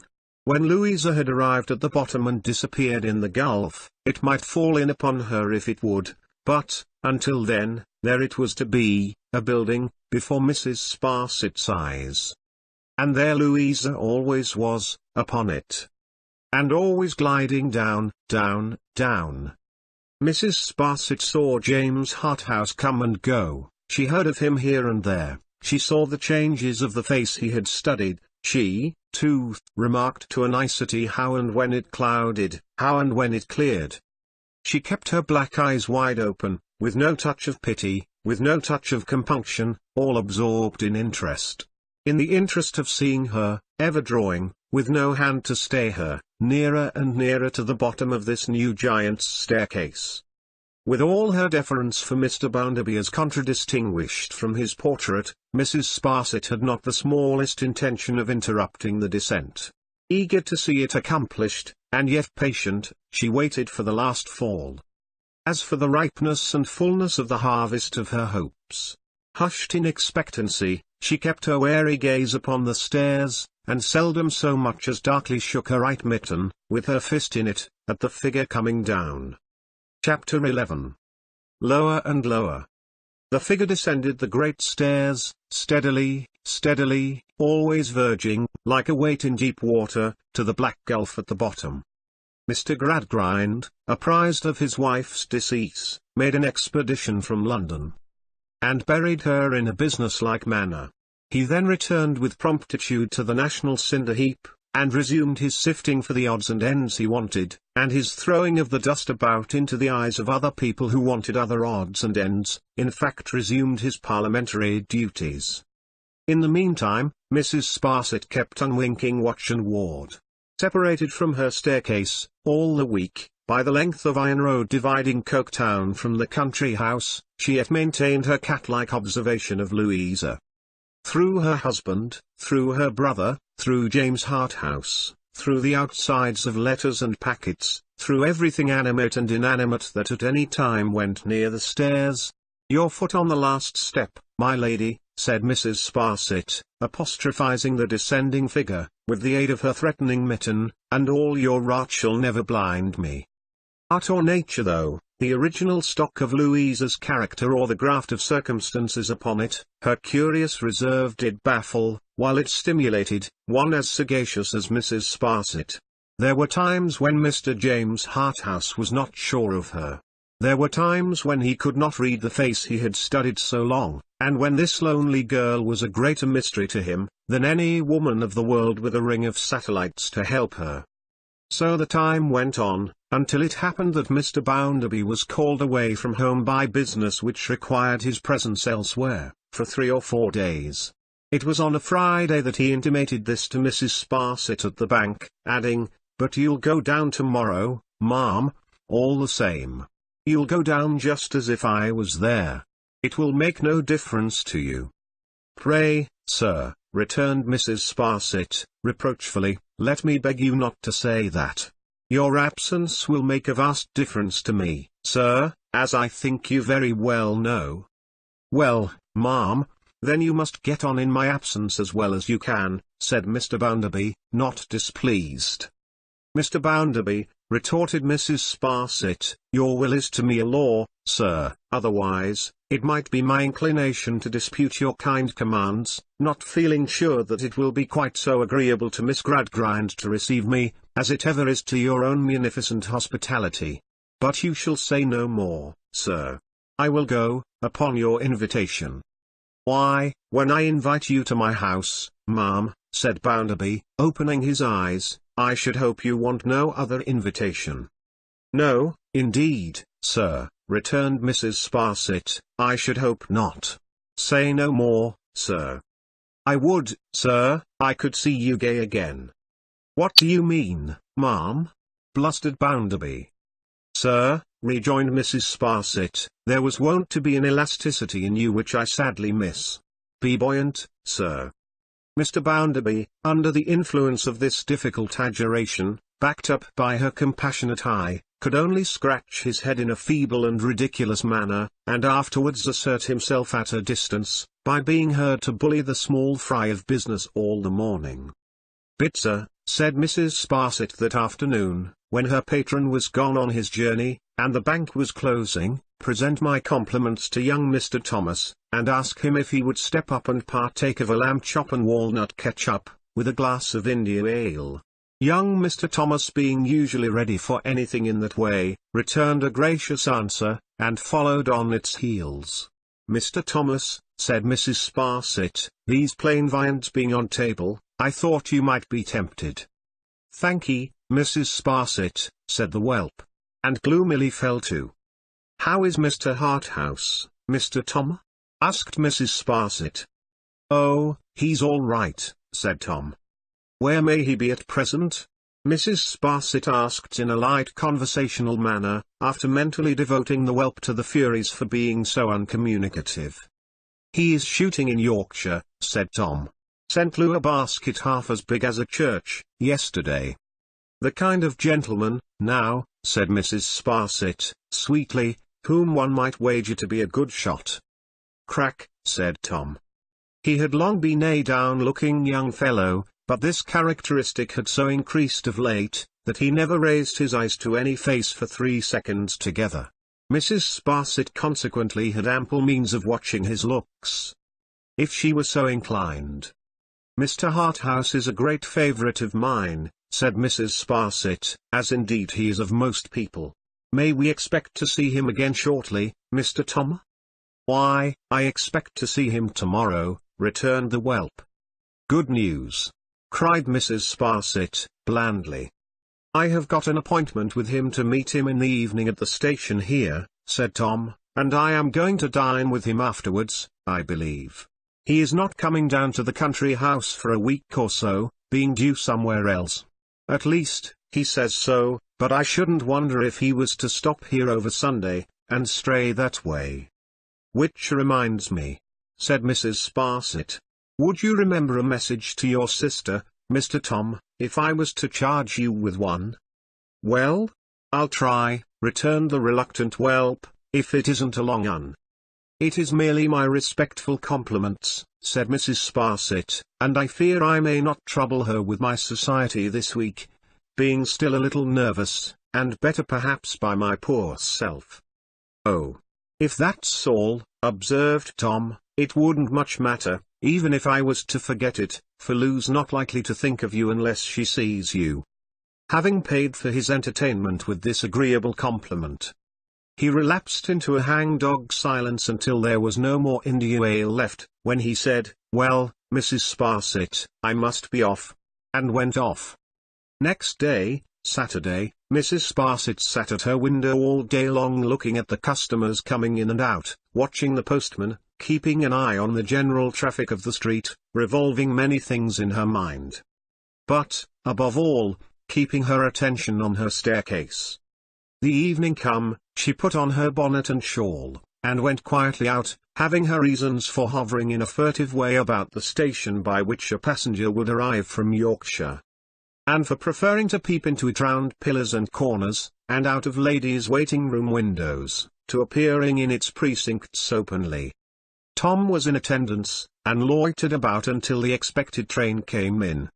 It brought no Mr. Harthouse. Tom waited until the crowd had dispersed, and the bustle was over, and then referred to a posted list of trains, and took counsel with porters. That done, he strolled away idly, stopping in the street and looking up it and down it, and lifting his hat off and putting it on again, and yawning and stretching himself, and exhibiting all the symptoms of mortal weariness to be expected in one who had still to wait until the next train should come in, an hour and 40 minutes hence. "This is a device to keep him out of the way," said Mrs. Sparsit, starting from the dull office window whence she had watched him last. "Harthouse is with his sister now." It was the conception of an inspired moment, and she shot off with her utmost swiftness to work it out. The station for the country house was at the opposite end of the town. The time was short, the road not easy, but she was so quick in pouncing on a disengaged coach, so quick in darting out of it, producing her money, seizing her ticket, and diving into the train, that she was borne along the arches spanning the land of coal pits past and present, as if she had been caught up in a cloud and whirled away. All the journey, immovable in the air though never left behind, plain to the dark eyes of her mind, as the electric wires which ruled a colossal strip of music paper out of the evening sky, were plain to the dark eyes of her body. Mrs. Sparsit saw her staircase, with the figure coming down, very near the bottom now, upon the brink of the abyss.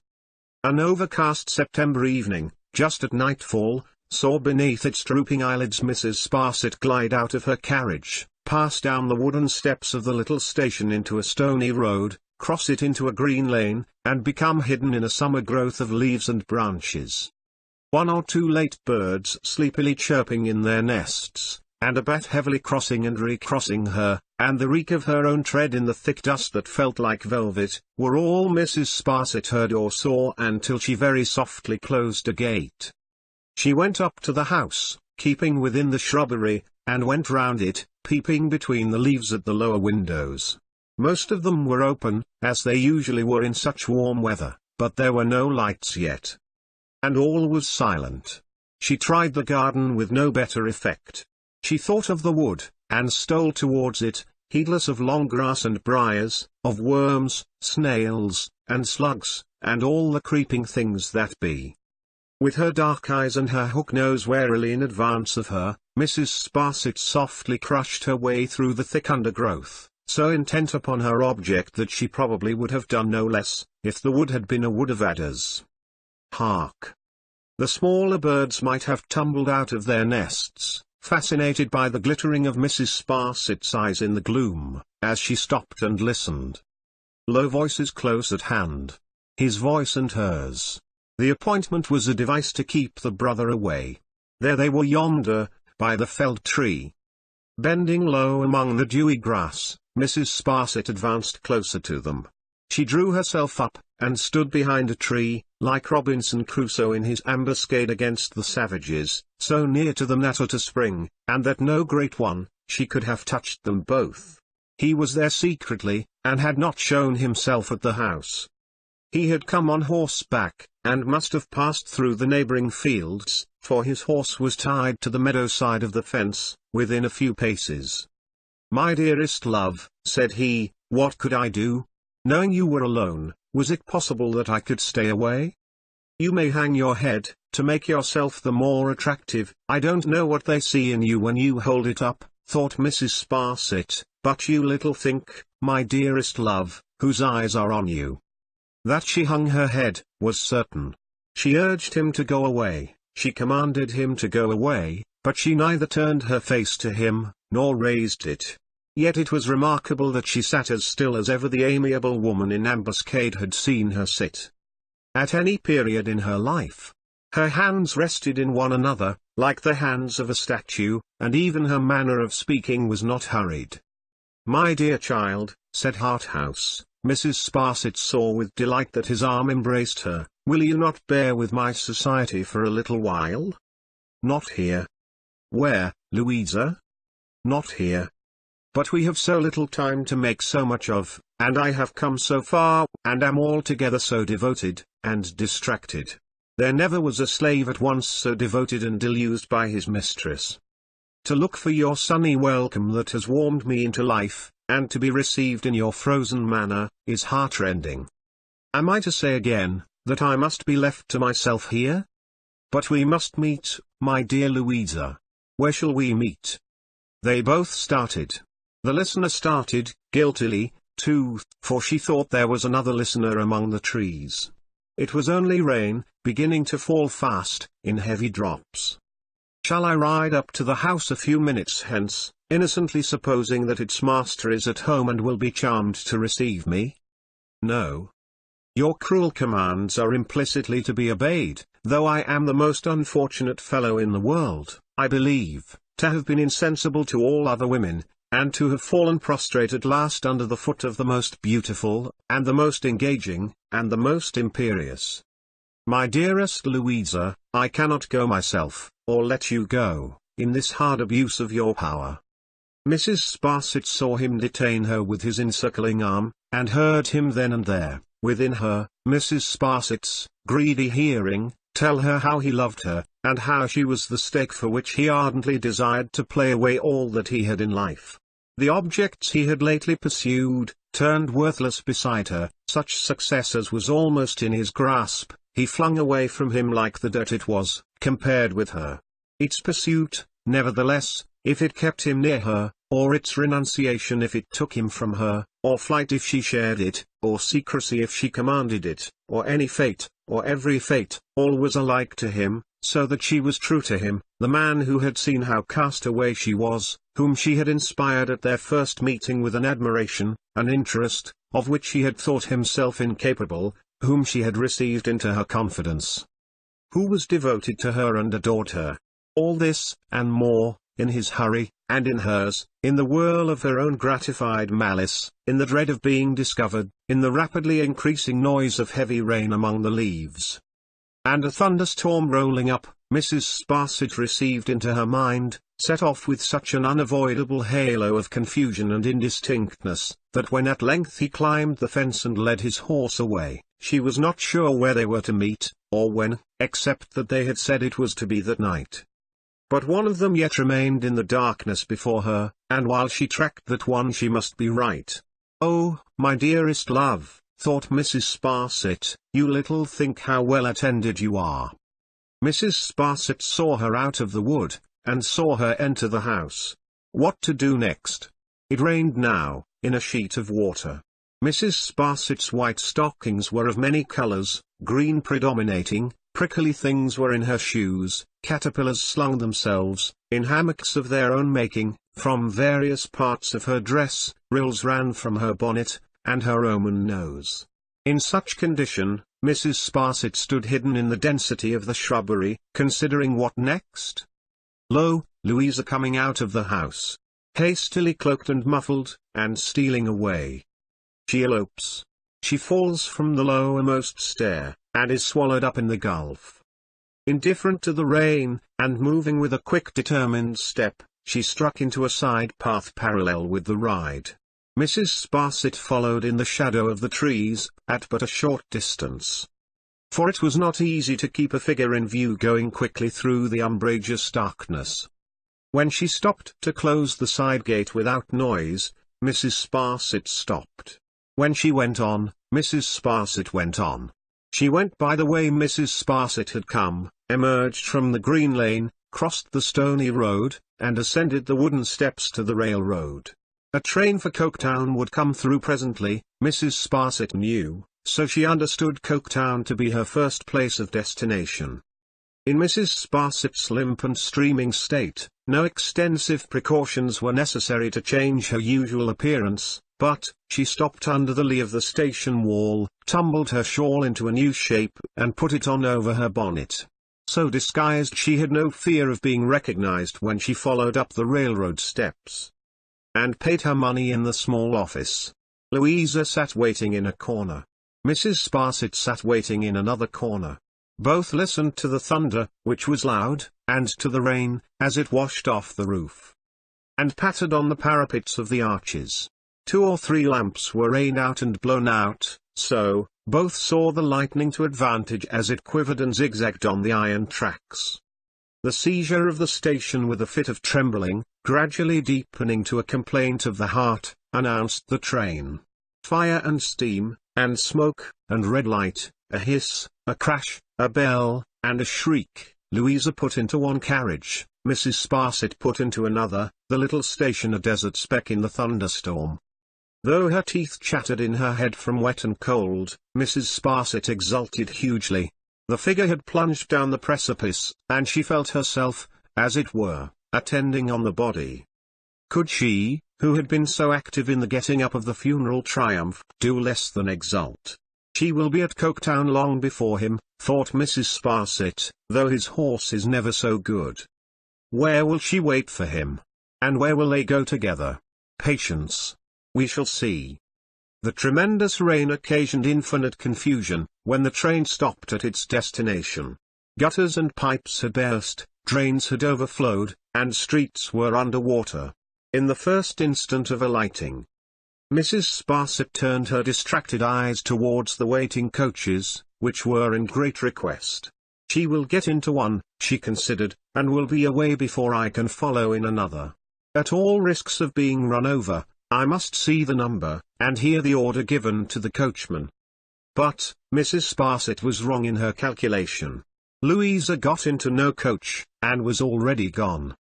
The black eyes kept upon the railroad carriage in which she had travelled, settled upon it a moment too late. The door not being opened after several minutes, Mrs. Sparsit passed it and repassed it, saw nothing, looked in, and found it empty. Wet through and through, with her feet squelching and squashing in her shoes whenever she moved, with a rash of rain upon her classical visage, with a bonnet like an overripe fig, with all her clothes spoiled, with damp impressions of every button, string, and hook and eye she wore, printed off upon her highly connected back, with a stagnant verdure on her general exterior, such as accumulates on an old park fence in a mouldy lane, Mrs. Sparsit had no resource but to burst into tears of bitterness and say, I have lost her. Chapter 12. Down. The National Dustmen, after entertaining one another with a great many noisy little fights among themselves, had dispersed for the present, and Mr. Gradgrind was at home for the vacation. He sat writing in the room with the deadly statistical clock, proving something no doubt, probably, in the main, that the Good Samaritan was a bad economist. The noise of the rain did not disturb him much, but it attracted his attention sufficiently to make him raise his head sometimes, as if he were rather remonstrating with the elements. When it thundered very loudly, he glanced towards Coketown, having it in his mind that some of the tall chimneys might be struck by lightning. The thunder was rolling into distance, and the rain was pouring down like a deluge, when the door of his room opened. He looked round the lamp upon his table, and saw, with amazement, his eldest daughter. Louisa. Father, I want to speak to you. What is the matter? How strange you look. And good heaven, said Mr. Gradgrind, wondering more and more, Have you come here exposed to this storm? She put her hands to her dress, as if she hardly knew. Yes. Then she uncovered her head, and letting her cloak and hood fall where they might, stood looking at him, so colourless, so dishevelled, so defiant and despairing, that he was afraid of her. What is it? I conjure you, Louisa, tell me what is the matter. She dropped into a chair before him, and put her cold hand on his arm. Father, you have trained me from my cradle? Yes, Louisa. I curse the hour in which I was born to such a destiny. He looked at her in doubt and dread, vacantly repeating, curse the hour? Curse the hour? How could you give me life, and take from me all the inappreciable things that raise it from the state of conscious death? Where are the graces of my soul? Where are the sentiments of my heart? What have you done, O Father, what have you done, with the garden that should have bloomed once, in this great wilderness here? She struck herself with both her hands upon her bosom. If it had ever been here, its ashes alone would save me from the void in which my whole life sinks. I did not mean to say this, but, Father, you remember the last time we conversed in this room? He had been so wholly unprepared for what he heard now, that it was with difficulty he answered, Yes, Louisa. What has risen to my lips now, would have risen to my lips then, if you had given me a moment's help. I don't reproach you, Father. What you have never nurtured in me, you have never nurtured in yourself, but oh! If you had only done so long ago, or if you had only neglected me, what a much better and much happier creature I should have been this day. On hearing this, after all his care, he bowed his head upon his hand and groaned aloud.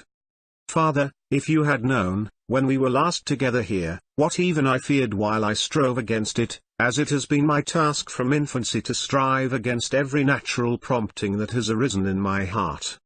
If you had known that there lingered in my breast, sensibilities, affections, weaknesses capable of being cherished into strength, defying all the calculations ever made by man, and no more known to his arithmetic than his Creator is, would you have given me to the husband whom I am now sure that I hate? He said, No. No, my poor child. Would you have doomed me, at any time, to the frost and blight that have hardened and spoiled me? Would you have robbed me, for no one's enrichment, only for the greater desolation of this world, of the immaterial part of my life, the spring and summer of my belief, my refuge from what is sordid and bad in the real things around me? My school in which I should have learned to be more humble and more trusting with them, and to hope in my little sphere to make them better? Oh no, no, no, Louisa.